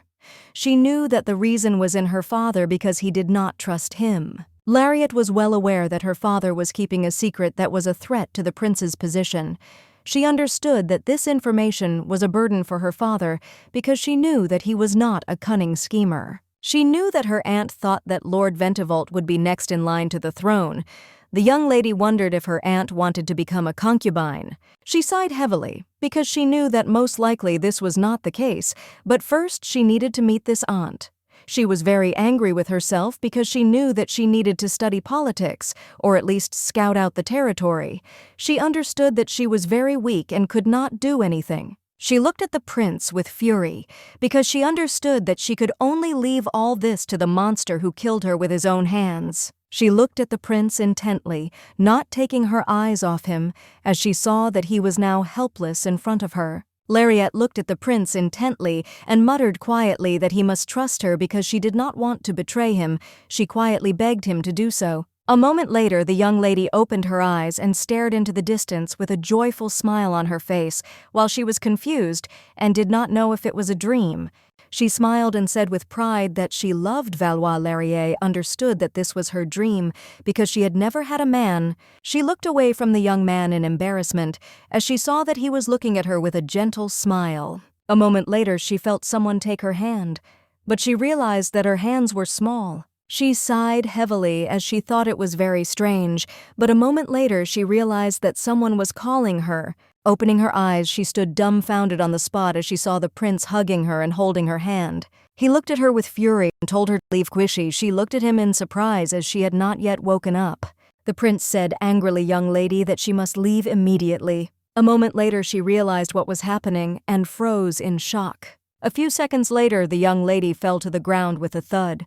She was puzzled, wondering if she had gone crazy. With the speed of lightning, she rose and shouted to the prince that she was very sorry because she had not done this on purpose. She thought it was very cold at night. She consoled herself, wondered if she had really snored at night. She was puzzled because she understood that he would simply kill her. The prince looked at the young lady intently and said that she was simply a fool. Bowing low, the young lady asked for forgiveness as she was only sleepy and therefore had inadvertently done such a thing. He sighed heavily and said that she should forget about it and should call his lady-in-waiting. Lariat rose from the ground with lightning speed and said that she would do everything, but a moment later, the princess noticed that her maid of honor had already arrived. Tori walked up to the princess with lightning speed. The princess in turn began to stroke Tori's head. The young lady looked at them in surprise, as it seemed to her that her friend looked like a cute puppy. Lariat asked the princess with a smile if she was feeling better.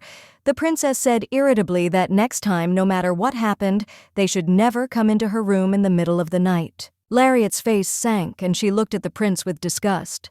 Tori looked intently at the princess and said that she needed to thank her lady-in-waiting. The princess looked at her in surprise and asked what she was talking about. Tori smiled and said that it was only thanks to the medicine that the young ladies brought that her fever quickly went down, and she took care of the princess all night long. The princess looked at the young lady in surprise as she did not expect anything like this at all. Lariat said with a happy smile that her body was quite weak, so she had medicine in case of anything. She smiled and told the princess that she could inform her again when she refused the services of the imperial physician. Lariat said that the princess did not trust her even after taking her medicine, and this completely dismissed her. She walked up to the princess with a smile and called her. The princess was taken aback. She did not understand why the young lady was looking at her like that and laughing. She was confused because she did not know what her Naledi needed. Lariat, with a joyful smile, said that she was very glad that she felt better. The princess was taken aback and shouted that she would pay for all the medicine so she did not need to show off. Lariat looked at the princess in surprise and asked if she could not boast that the princess had given her money. The princess looked angrily at the young lady and said that she was very impudent. Lariat looked at the princess with a happy smile and said that she was joking. She asked the princess if she really thought that she really needed money from her. Lariat told the princess with a joyful smile that she was only her maid of honor. The princess looked at the young lady with fury and said that she should not make her laugh and even asked what she wanted. Lariat smiled and told the young princess that she was her maid of honor and that she did not need anything.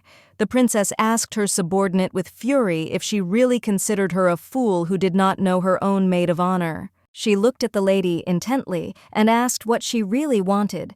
Lariat froze in shock for a moment as the prince called her his own maid of honor. The young lady smiled and told the princess that if she insisted, she would like to express her wish. She asked the princess if she could go out one day to the city. The princess looked at her in bewilderment and asked why she needed to go to the city.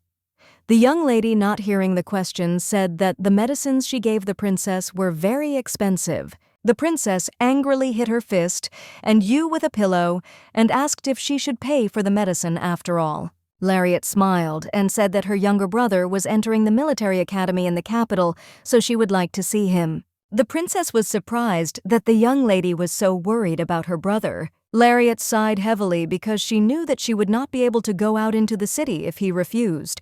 Lariat missed her family very much, but she could not arouse suspicion. The princess looked at her closely and said that she could go. Lariat was surprised, but at the same time very happy. She thanked the princess with a smile for the kind gesture. The princess in turn was very irritated. She told her lady-in-waiting to leave quickly. Some time later, the young lady happily went about her business. She was very happy because her purse was full. She understood that there were still advantages to working as a maid of honor around the clock. She looked back because she wanted to know which coachman had the lowest fare to the academy. A moment later, she saw a stall with flowers and wanted to buy some for the ceremony. She wondered if she could buy a bouquet of daffodils. Entering the shop, the young lady saw Madame smiled and asked the young lady if she was going to an important event. Lariat said with a happy smile that she was going to her younger brother's entrance ceremony into the military academy. The madam smiled and said that her brother was a great guy because it was very difficult to get there. She smiled and said that even in childhood everyone noted his ability to wield a sword, and he was very smart. Lariat said, with a joyful smile, that her brother was a very nice young man. True, he was very sensitive and quick-tempered, but he was quite friendly and kind, and he was very good at his studies. Madame listened to the young lady with a joyful smile. A moment later, the young lady glanced sideways at the small vase next to her. While collecting a bouquet of flowers, the lady said with a smile that the flower is charming when it blooms. The lady smiled and said that this freesia is given to him when they want to congratulate on a new beginning.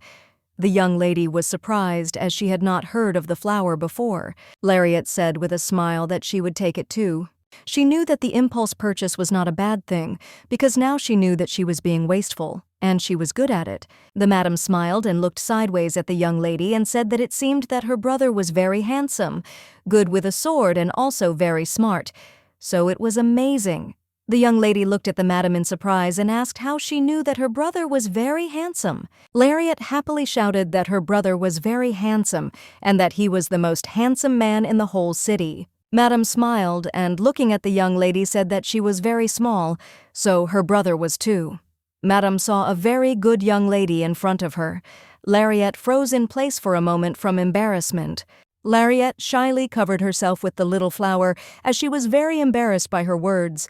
Madame smiled and said that she added more daffodils to the bouquet because of her beauty. The madam smiled and asked the young lady what kind of bow she would choose for the flowers. The young lady smiled and said that she would like a dark brown bow because it matched the color of her brother's eyes. A moment later, Madame smiled and told the young lady that her order was ready. Lariat beamed and thanked Madame for the superb bouquet of flowers. The young lady slowly approached the carriage some time later because Madame had told her that the autocar was the cheapest. Madame told the young lady that the carriage had to be driven by herself.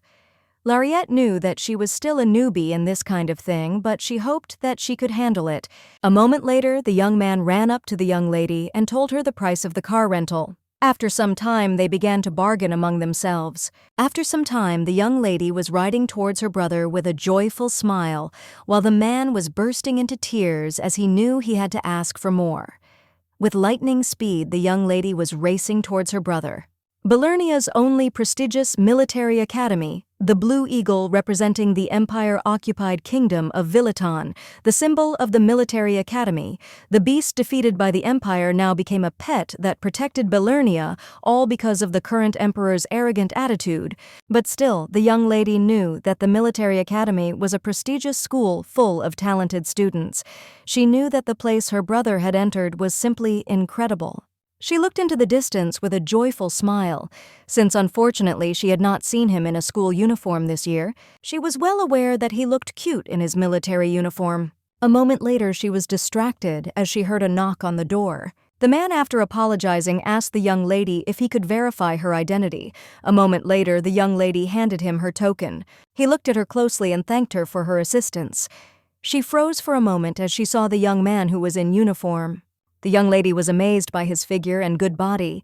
She was wondering how strong he was. She was confused. She looked away from him because it was all because of her dreams.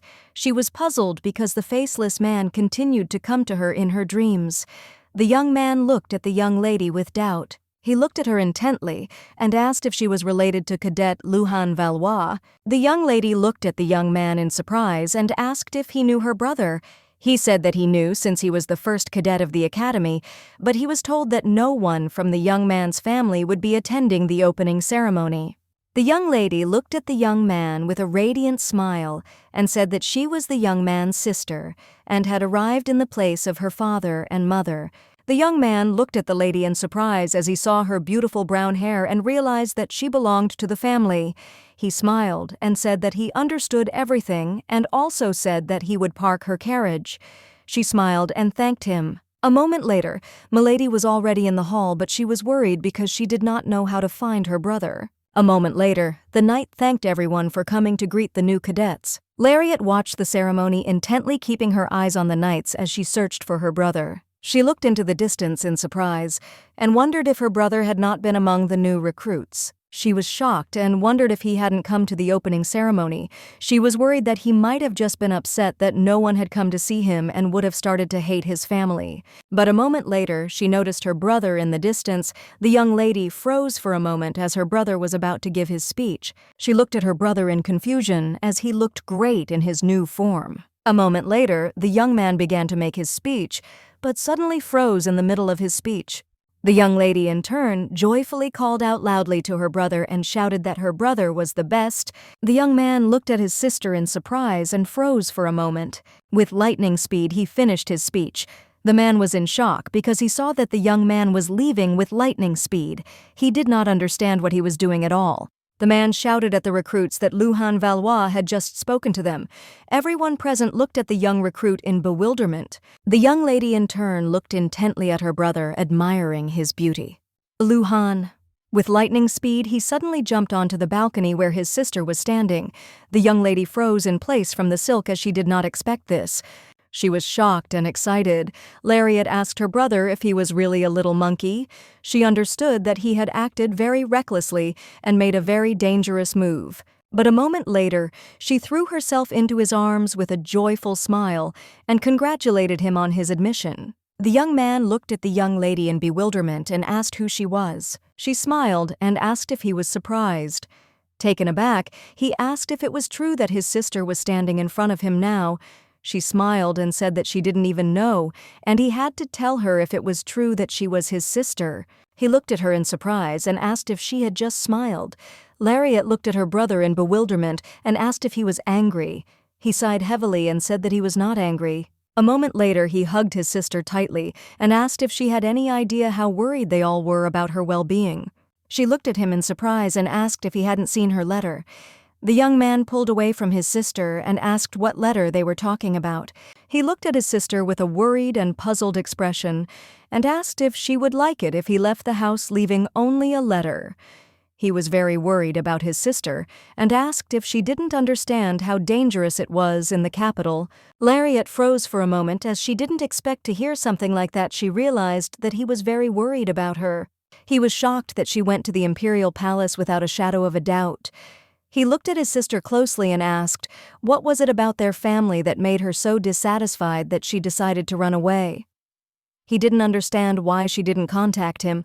He sighed heavily and said that his father and mother could be scary even for him. Luhan looked at his sister with a puzzled expression and said that she should have told him what was bothering her so much. The young lady was shocked. She didn't know how shocking it could be for her little brother.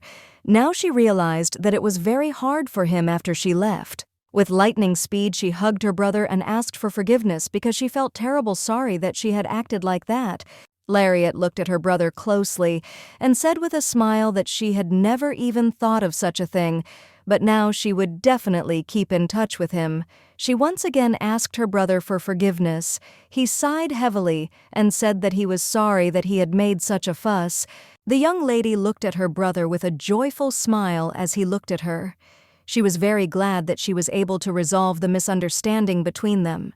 She remembered again that the family is her burden, but she also knew that this is her greatest happiness. A moment later, she heard a loud whisper around her. The young man slowly turned around, pulling his sister by the hand. She, alarmed, shouted to her brother that they should return to the opening ceremony. She shouted to her brother that he should go to the ceremony immediately. He said with a smile that he would do everything, and the son jumped off the balcony with the speed of lightning. She was puzzled because she knew he was in trouble because of her. But a moment later, she froze in shock as she saw her brother fighting back against his superiors. She flinched and froze in shock as the young knight struck her brother on the head. She was flushed with anger because she didn't understand what the bad guy was doing to her brother. A moment later, they turned around and flinched as they saw the young lady glowing with anger.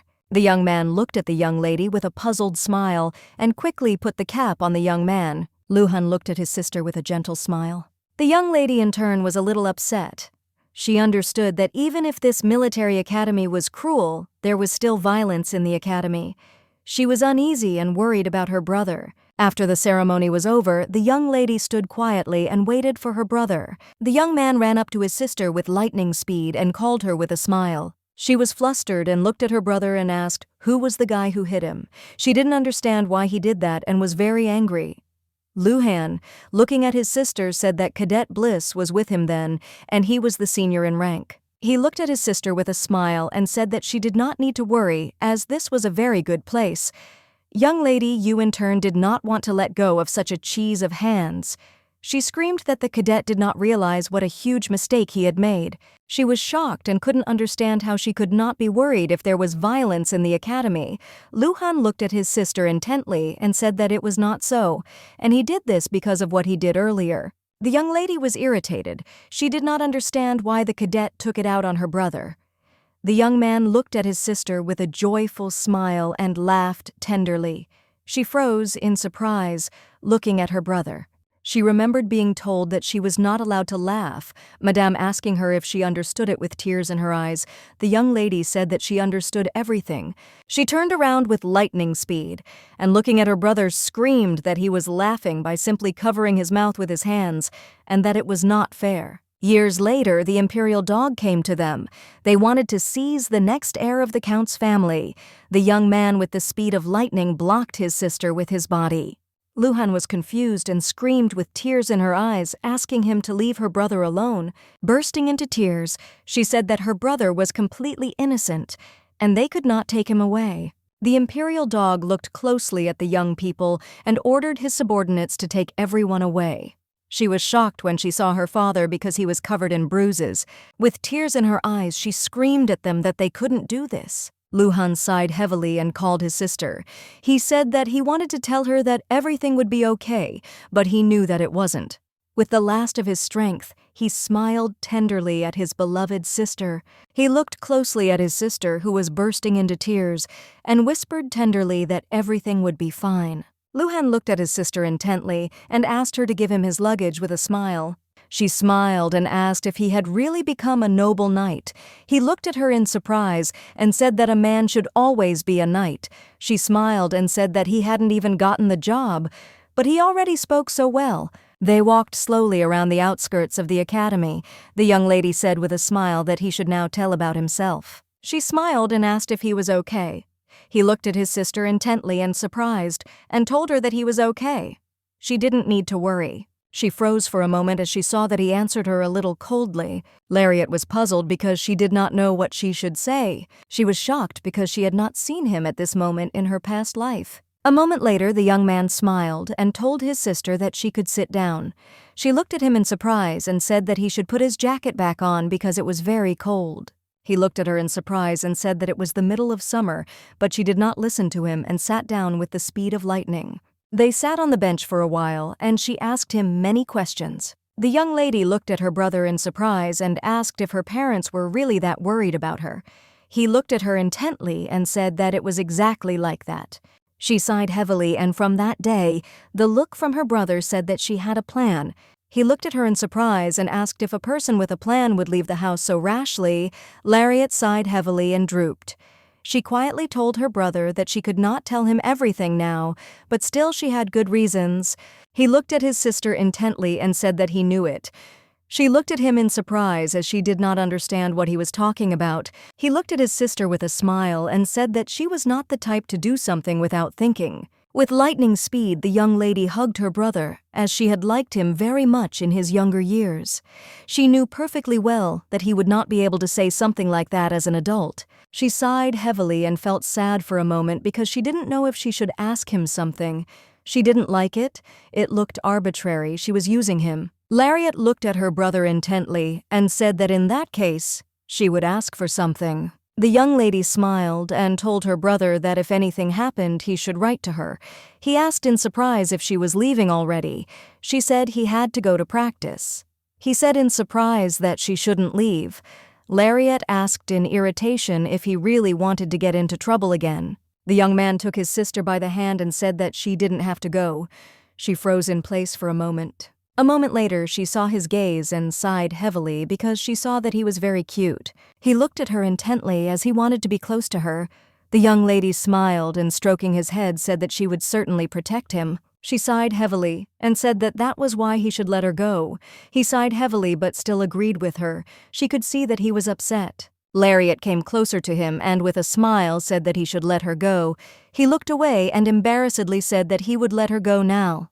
Luhan looked at his sister intently and said tenderly that she would be in trouble if she lied to him. She looked at him in surprise and asked with a smile how she could leave after his words. He sighed heavily and asked for forgiveness. She looked closely at her brother as she realized that it must have been very difficult for him to be separated from his family at such a young age. But she knew what he had, so as long as she was around, he was safe. Lariat looked at her brother with a gentle smile and said that she would be back soon. He asked her to come every week. She sighed heavily and said that she would try to come twice a month.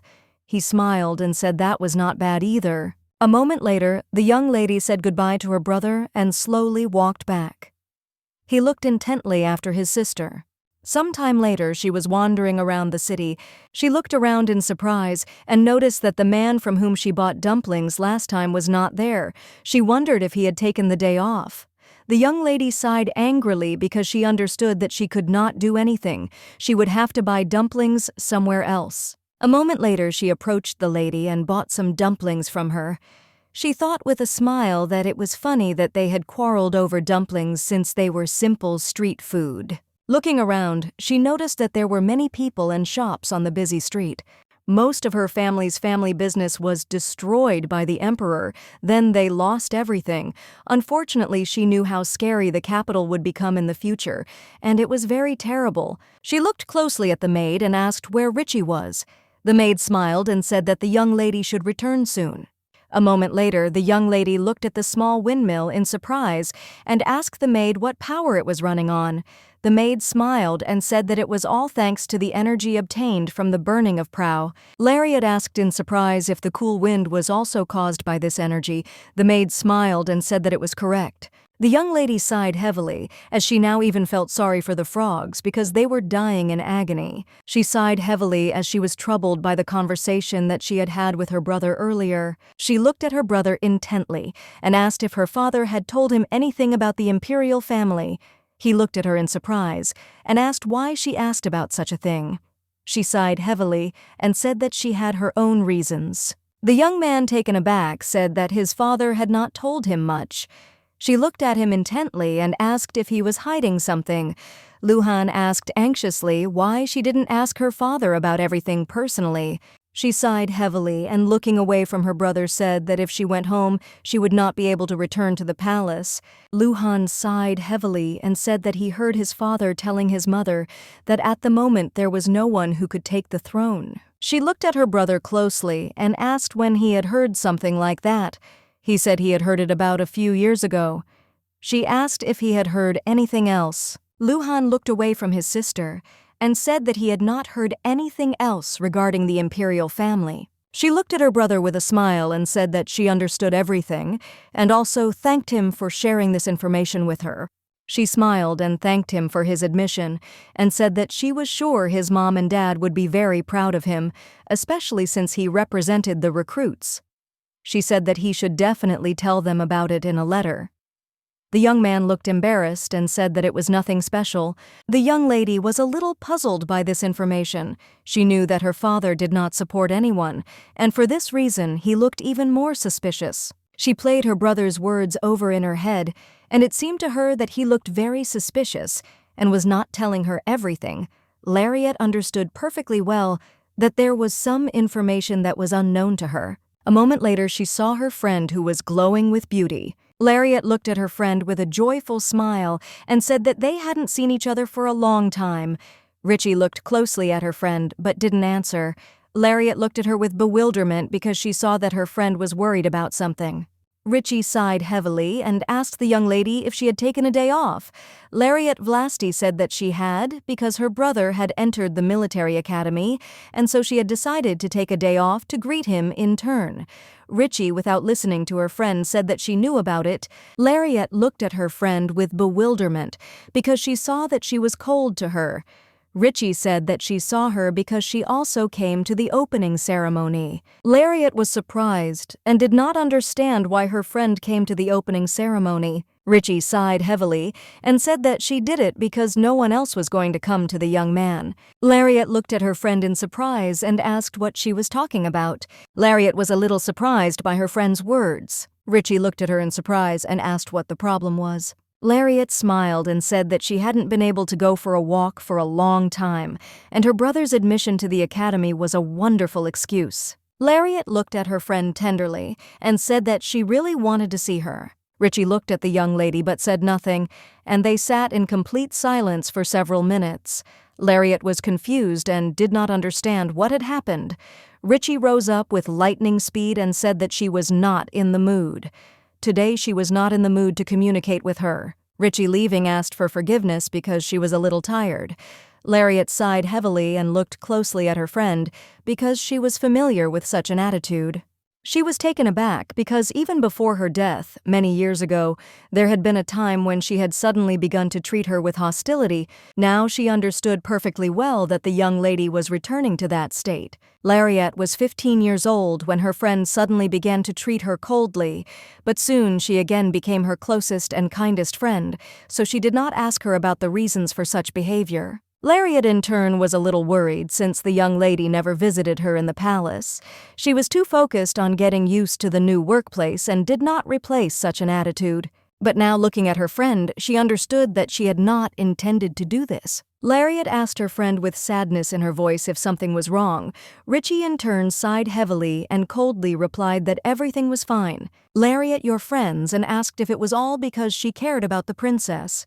She asked her friend if she didn't like the princess. The young lady in turn understood perfectly well that the origin of the empress was known only to the imperial family, and since her friend was very close to the princess, she assumed that her friend already guessed about such a secret. She knew that dirty rumors about the empress must have already reached her. Richie looked at her friend and said coldly that she didn't care who she served. Lariat looked at her friend with bewilderment and asked why she was acting as if she was angry. Richie coldly replied that she was not angry at all. Looking away from her friend, she said that she was only slightly confused. Lariat was surprised because she did not expect to hear anything like that. A moment later, the young lady began to talk about her friend's brother, but after a few words, she stopped and told her friend that she had nothing to do with it.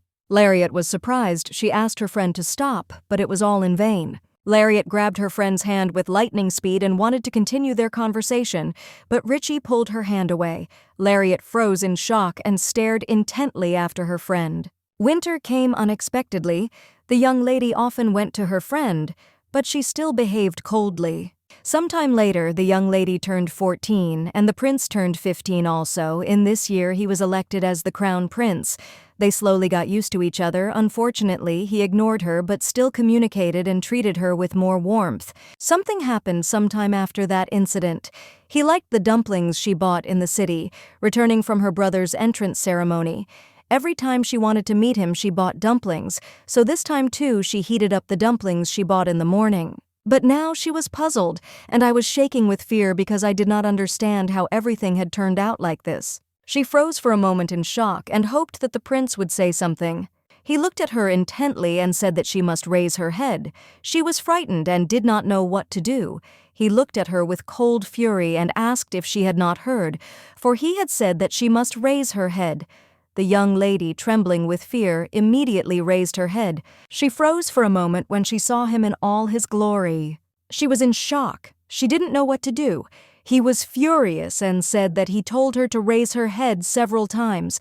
Lariat was shocked and confused because it was not her fault that he let himself be caught. Some time ago she happily rushed to the princess as she wanted to treat her with fresh dumplings. When she knocked on the door, no one answered, but she did not suspect anything unusual as everything was as usual.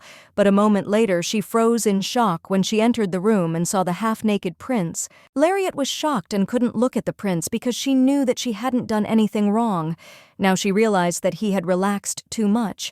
She wondered how he hadn't been caught in his trick before. A moment later she screamed as she noticed that he had picked up the gun, and she begged him in a trembling voice to calm down. Lariat looked at the prince and asked him to discuss everything quietly and calmly. He looked closely at the gun and said that one conversation would be enough for me.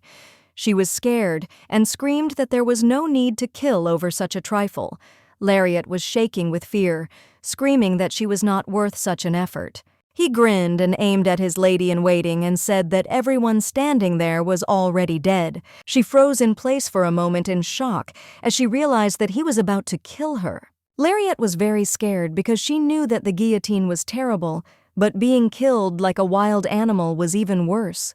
She understood perfectly well that she needed to quickly find a way to survive. She knew that she had to stall for time as long as possible, and who could just come in and save her, but she was confused because she didn't know who could help her. She didn't know who could stop the tyrant prince. A moment later, she remembered the young lady in waiting. She knew that her friend would immediately help her. A moment later, the young lady screamed and asked the prince why he had to do this. She knew she had to stall for time until the young lady in waiting came to the prince's room. Lariat screamed in confusion and asked the prince why he didn't close the door. He looked at her in bewilderment and asked why she was the one who came in when he called for Tori. The young lady shouted that she came to him because the butler said that he wanted to see her. The prince looked at the young lady with a cold, intent gaze and said that the butler was new here and did not know Tori yet. The prince informed the butler that Tori was the child who always hung around him. The prince was puzzled that the butler had called the young lady in particular. The prince, with lightning speed, approached his lady-in-waiting and with a grin asked if she really thought the bullet would not reach her if she ran. Trembling with fear, Milady asked the prince if he really was going to shoot. He asked what else he should do. Trembling with fear, she said that she was a Valois. He looked at her intently and said that he knew it and that this fact did not bother him. The young lady was puzzled. She said that her father would not let it go. The prince, aiming at her, said that he would insist that it was just an accident. Trembling with fear, she asked if there was any meaning in this. He said that 6 months had already passed. She was taken aback and, trembling with fear, asked why he wanted to convince her so much. Lariat excitedly shouted that she was on his side and would not tell anyone about his secret. The prince looked at the young lady with irritation and said that he had had enough. He did not realize how many times he had to tell her that he did not believe her. Lariat was frightened and quietly crawled towards the door. In a panic, she screamed that he shouldn't kill her because he hadn't eaten all day, and she had cooked him dumplings. Lariat screamed at the prince that it was his fault and that she hadn't done anything on purpose. The prince looked at the young lady intently and said that she already knew. She looked at the princess with bewilderment and fear and asked what he was talking about. He sighed heavily and said that it seemed like she had known who he really was for a long time. He said that she was not surprised when she found out that he was actually a man. The young lady, taken aback and trembling with fear, said that she was very much surprised by this fact. She sighed heavily and said that she had not shown it. She glanced sideways at the prince and wondered if he was not going to shoot. She knew they had been together for a long time and had been through a lot. She wondered if it wasn't enough. She was furious and wondered what the monster was going to do to her. A moment later, the prince sighed heavily and said that he would ask her again. He came closer to her and asked if she knew that he was a man. Trembling with fear, the young lady said that she had her suspicions. With lightning speed, the prince approached the young lady and asked where she had learned such information. She said fearfully that she had a very good sense. The prince looked at her with cold fury and said that she was lying to him. He looked at her intently and said that he was not even sure that he could win the throne. He looked at the young lady with a grin and said that he thought she was sure of something else. The prince looked at her intently and with a fierce grin said that otherwise she had no reason to stay near him. The young lady in turn looked at the prince with fear and slowly moved away from him, backing away towards the door, but the prince grabbed her by the clothes and pulled her closer to him. They froze for a moment and looked intently at each other. The prince looked at her closely and said that she could be useful, but still, he just couldn't believe her words, trembling with fear.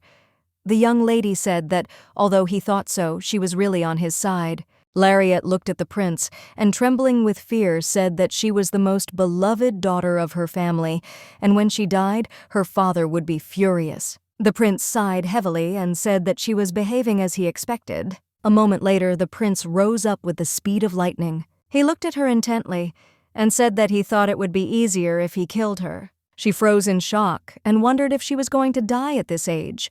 She was puzzled and wondered if all her efforts had been in vain. The young lady in turn did not want to die at all, remembering her family. She didn't want it all to happen again. Frozen in place, she wondered if she should kill the prince first. She supposed she would say later that she was defending herself because he wanted to kill her. But a moment later, she was taken aback and froze in shock on the spot. As she heard a noise, Lariat looked in surprise at her friend who was screaming furiously and asking the prince not to kill Lariat. The prince froze in shock. He looked at his lady-in-waiting and told her to move away immediately. Tori screamed that she would not do that. Bursting into tears, the young lady begged the prince to calm down because Lariat was her friend. Tori screamed that she had only one friend and she wouldn't give her up.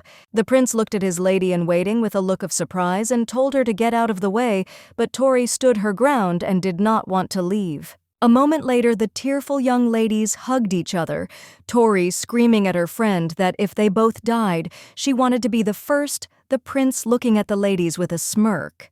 Lariat was well aware that today Tori was her best friend.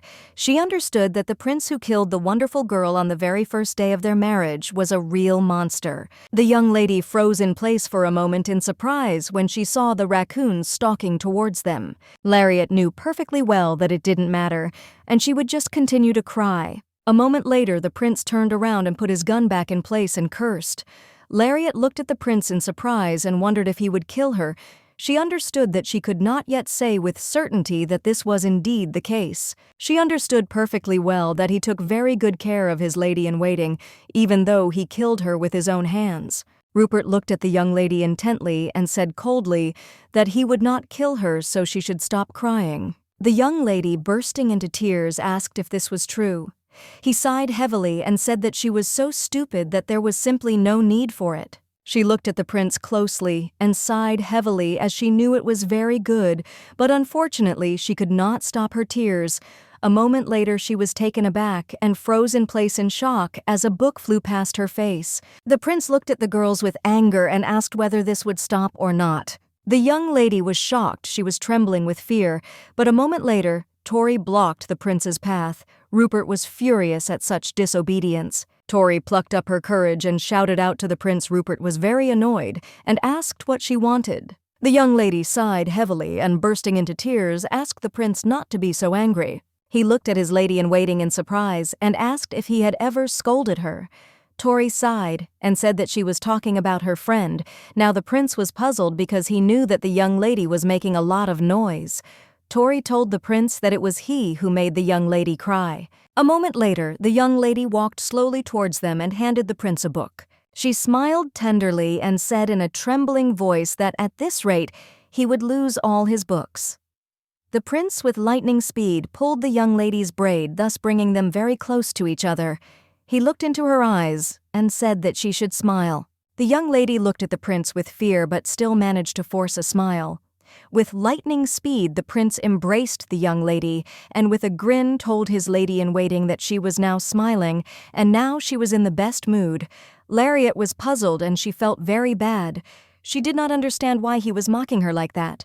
She knew very well that she had never been treated like an animal before, except before her death. She was scared and did not understand what she had done wrong. Lariat gave in to the questioning what could have happened even after a whole year. She knew that if you are about such a state he will ascend the throne, then the county will not live. A moment later, she burst into tears again. Tori looked at her friend with concern and asked why she was crying again. Lariat couldn't stand it and burst into bitter tears. The prince looked at her with bewilderment and asked if she was in pain. Tori looked at the prince with concern and told him to stop squeezing the young lady's neck. The prince was puzzled and shouted that he had done nothing of the sort. Tori looked at the prince intently and carefully, and in a commanding voice said that he should not bother the young lady. Rupert looked at his lady-in-waiting in surprise and said that she had already told him not to kill her friend, not to bother her. He asked the lady-in-waiting if she was asking for too much. The prince looked closely at the young lady, who was quietly crying near him, and said that he had told her earlier that he would spare her later.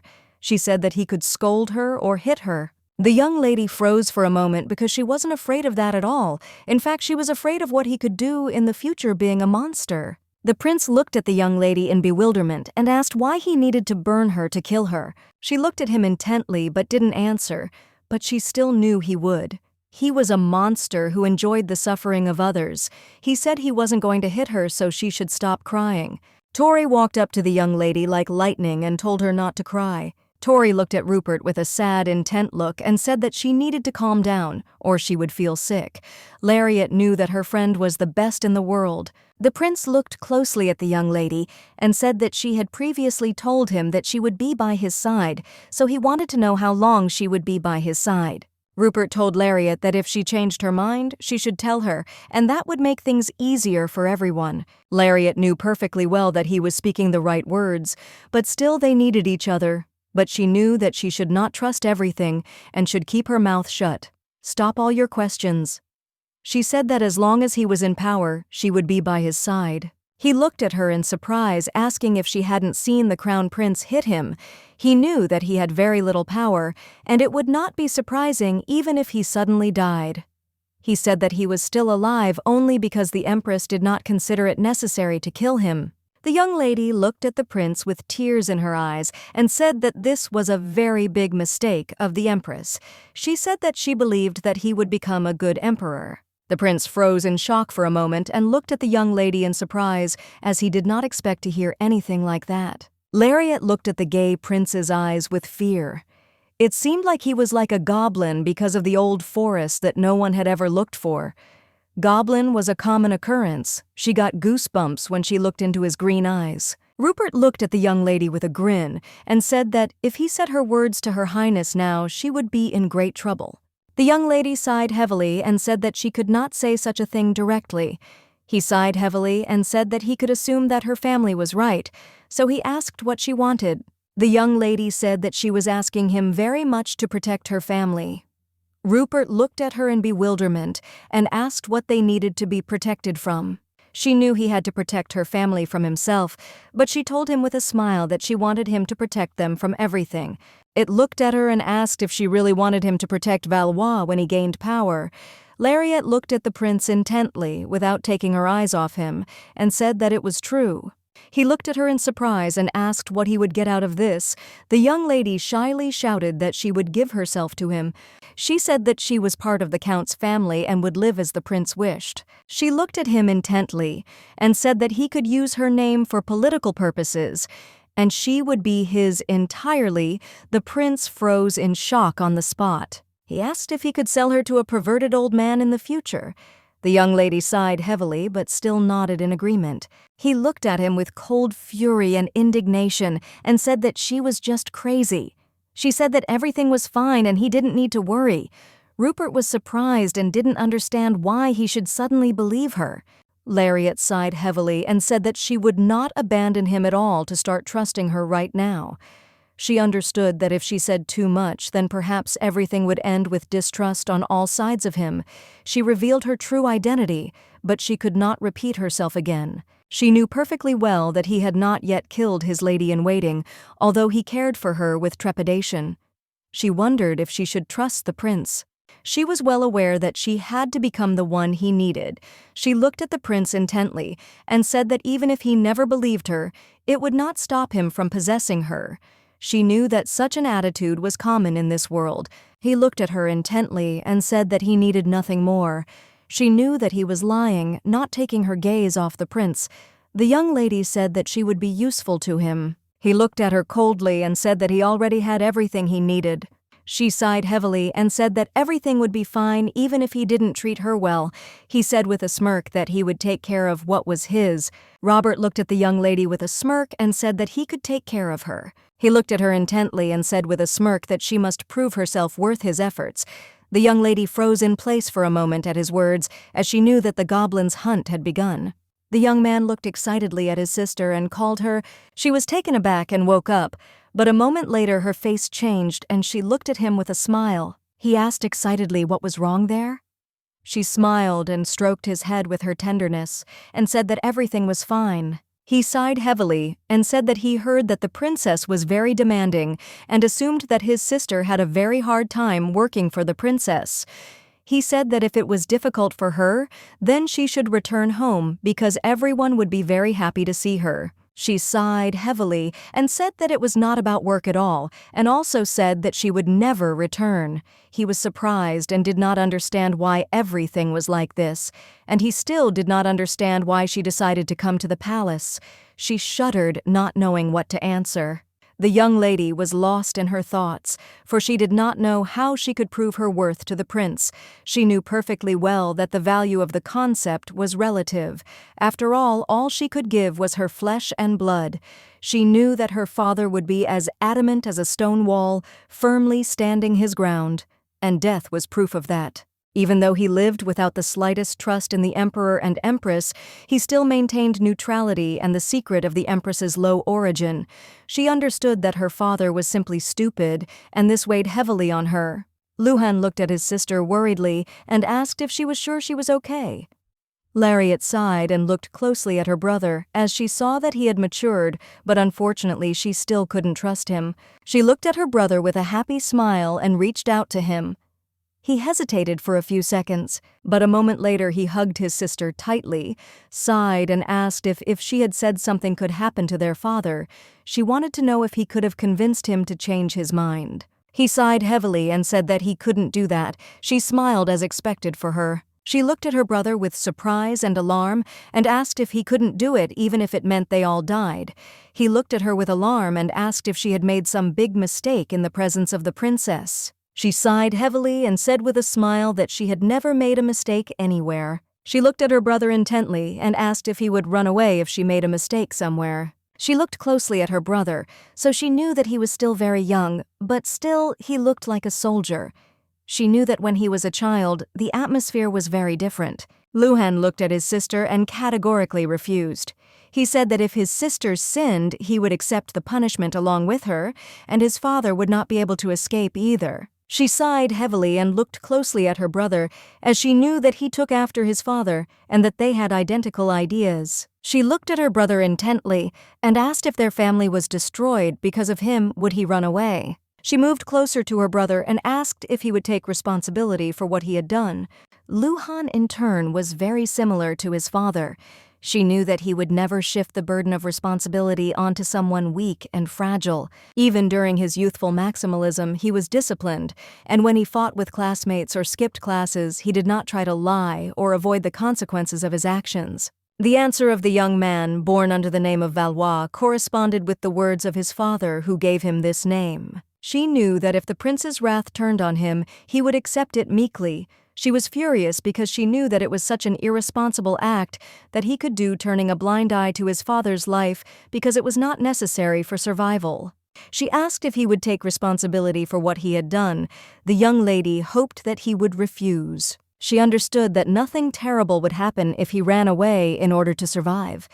The young man froze in surprise, not knowing what to answer. She sighed heavily, as it was enough for her to see her relatives die once for the lower class.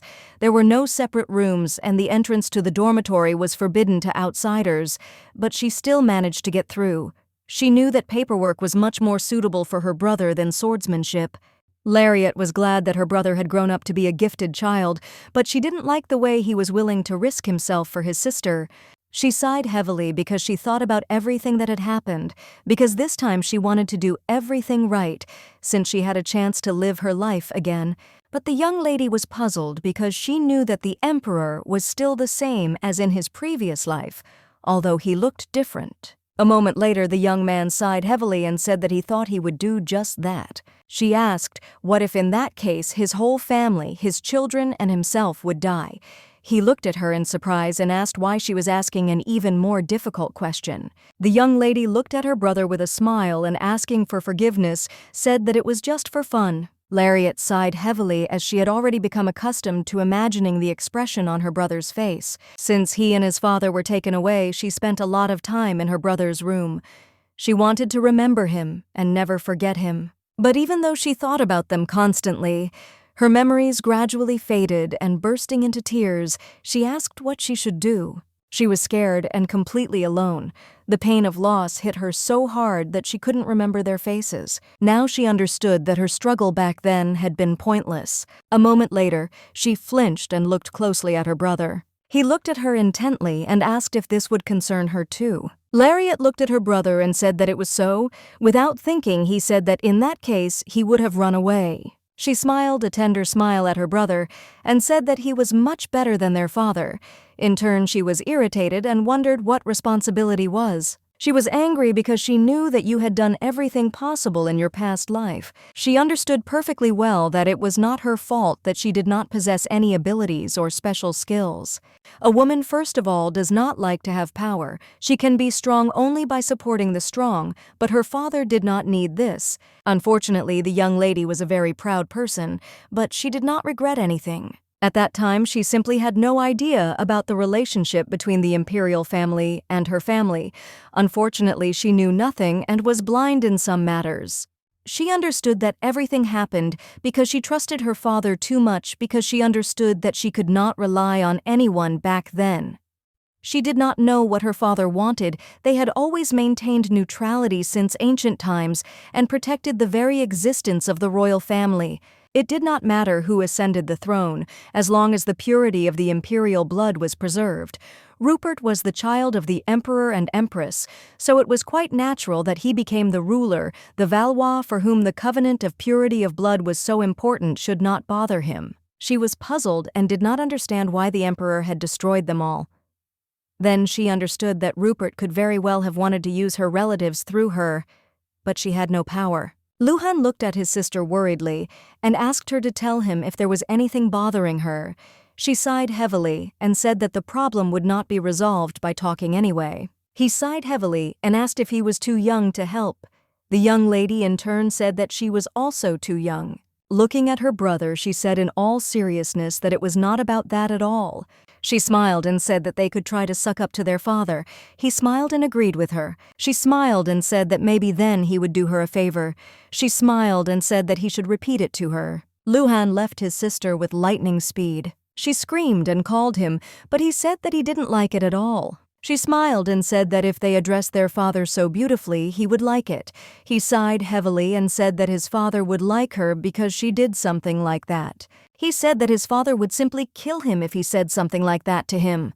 The young lady looked at him in surprise, as she knew that her father had never hit them. A moment later, she asked him if he was hungry. He looked at his sister in surprise and said that they had eaten a whole steak for lunch. She sighed heavily and said that she was already very hungry. Luhan said that they could go into town since he knew of a great wheat noodle restaurant that was open late, and it was located right across from the academy. The young lady briefly imagined the delicious food, since it sounded so delicious and juicy. For a moment she froze and wondered what would happen if she gained weight, but she still knew that the weight would go away on its own, and she didn't need to worry. She smiled and asked her brother if he was hungry or not. Luhan looked at his sister with a smile as she was acting very childishly. A moment later, he said that he was very hungry. She ran towards him with a smile and said that they should go and eat because she couldn't leave her little brother hungry, and so she would eat with her precious brother. He looked at her with a smile and thanked her. A moment later, as they walked leisurely towards a small restaurant, Luhan looked at his sister with a smile and said that they still had a little bit left. A moment later, they arrived at the restaurant. The young lady was surprised and stunned by the appearance of the restaurant itself. Luhan looked at his sister with puzzlement and asked if she didn't like this place either. She looked closely at her brother and said that this was not so, and that on the contrary she was happy with everything. Lariat in turn said that she was simply surprised that he had found such establishments. He said that they visited him so often, but the restaurant was good even in winter. A moment later, they entered a small restaurant. The young lady slowly looked around the restaurant from the inside. Luhan pulled out a chair and asked his sister to sit down. She sat down at the table with a smile and said that she had never been to a place like this before and that everything surprised her. A moment later, a young man approached them with a smile and looked at the cadet because they had not seen each other for a long time. The young man said decisively that they would like to taste the seafood and meat warm. The young man looked at the cadet with a smile and asked if he would die if he just said hello while he called the cadet by name. Luhan irritably told the young man that he never gave permission to call him by name. The young man said with a grin that it was so and that it was very ridiculous. The young man looked at the young lady and asked the cadet if he had changed his girlfriend. Luhan looked at the young man and said that he was talking nonsense. The young man smiled and told the cadet that the last time he came here to them, he had a girl with fluffy blue hair who seemed out of place in their restaurant. Lariat thought for a moment because she understood who they were talking about. She looked at her brother in surprise and called him. She smiled and asked her brother if he had seen Richie. He looked at his sister in bewilderment and asked if she hadn't told her Beta. Lariat smiled and said that unfortunately they had not communicated for a long time. He was surprised as he did not know that the work of a maid was so busy. She smiled and asked her brother if they met often. He said that the young lady was very interested in the Water Academy, and he thought that she often came to him for research. Lariat was surprised that her friend visited her brother often. After all, earlier she thought that only she saw him, but now she realized that this was not so. She was surprised and did not understand why her friend hid the fact that they were very close. She wondered if something had happened that concerned her brother. The young lady was worried because she knew nothing about her brother's affairs. A moment later, the young man brought their order. He lived easily, looked at the young lady and said that he put more meat because she was nice. Her presence sheepishly thanked him. He smiled and said that Luhan Tot was a ladies' man, and he was a real man. Luhan did not listen to such things, and with lightning speed pulled the young man away from his sister. Luhan looked at the young man with cold fury and anger, and asked if he really had to hit him to make him leave. The young lady looked at the young man and asked her brother what his name was because he was very cute. Luhan looked at his sister in surprise and asked if the young man really seemed cute to her. She smiled and said that it was exactly like that and he seemed simple to her. Luhan sighed heavily and said that the young man was expelled because he did not attend the military academy for a whole semester. He asked his sister not to pay attention to the young man. She was surprised and told her brother that he could not say such things about his friend. He said that they were not close. A moment later, the boy handed his plate to his sister. She smiled and said she was going to do it herself. He smiled and said he knew that. She looked at her brother closely and asked what he had talked about with her friend when he saw her.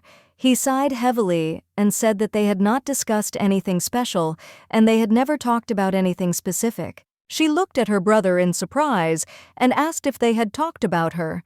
She nodded and said that he had simply asked her to say hello. Lariat was alarmed and said that this was not it. She asked her brother if the young lady knew his secrets, which she did not know. The young man looked at his sister in bewilderment and asked what she meant. The young lady sighed heavily as she knew she needed to meet her friend as she felt like something was wrong. He looked at her closely, asking if he could get a fork for her. A moment later, the young lady was screaming that it was very difficult for her to eat because she was not used to eating with chopsticks, but still with lightning speed she devoured the delicious dish. She looked at her brother in surprise and asked why he was laughing. He looked at her with a gentle smile and said that she ate very diligently. She asked why he didn't follow her example then. Smiling, he began to feed her, and also said that he was very glad that she liked the food. She sighed heavily but continued to eat. The young lady was puzzled because in fact this hurt her pride as a sister. A moment later, she had eaten her entire dinner and said with a smile that it was time for them to go. Lariat and Luhan were walking back and arguing about who should pay for the dinner. Lariat smiled and said that this time she would let him pay. Since it wasn't an expensive dinner, he smiled and thanked her. Lariat turned around and froze in place as she saw the color of the young lady's hair, which was very bright. Lariat froze in surprise as she realized who she had just seen. She was shocked because she did not understand what the prince was doing in such a place. With lightning speed, the young lady rushed towards the prince.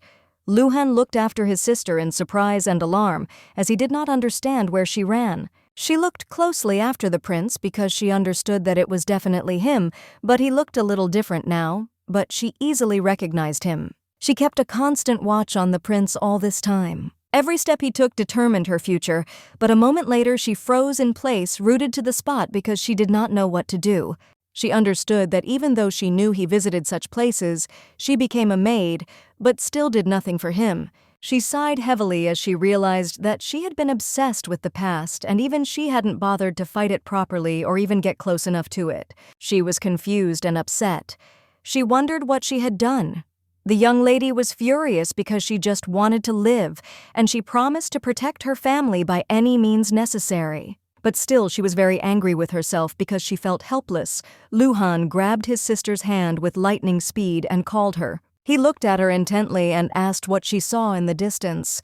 The young lady shuddered, not knowing what to answer. A moment later, she blocked the entire view with her body and said with a smile that she had seen nothing of the sort. The young man looked into the distance and saw a handsome man. She smiled and said that she thought she knew the man who had just passed by, but unfortunately she was mistaken. She sighed heavily as she was shaking from the strain because no matter how hard she pushed her brother, he did not budge.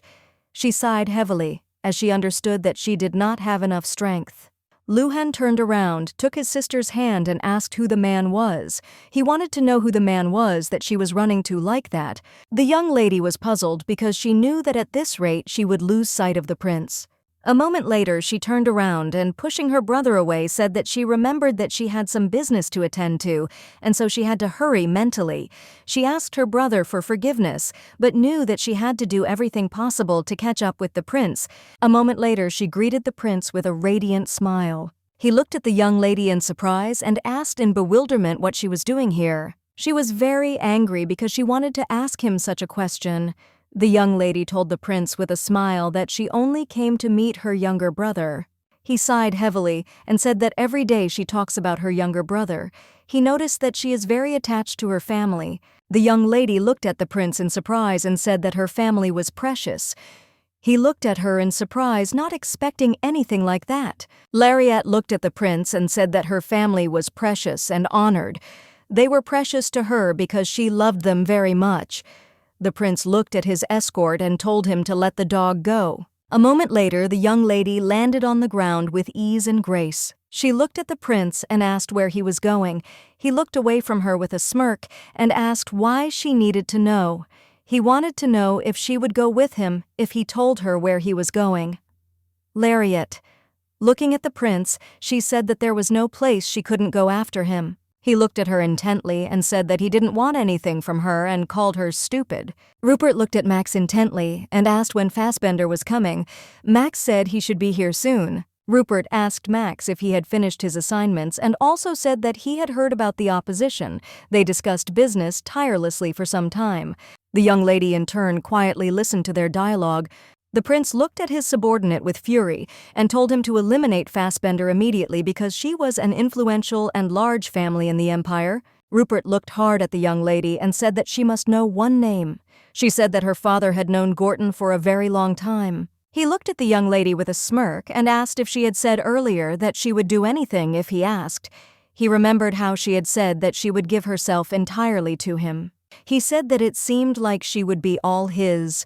The young lady said that it was so and it would all happen in the future. He said that she should find out about the company that the man was sponsoring.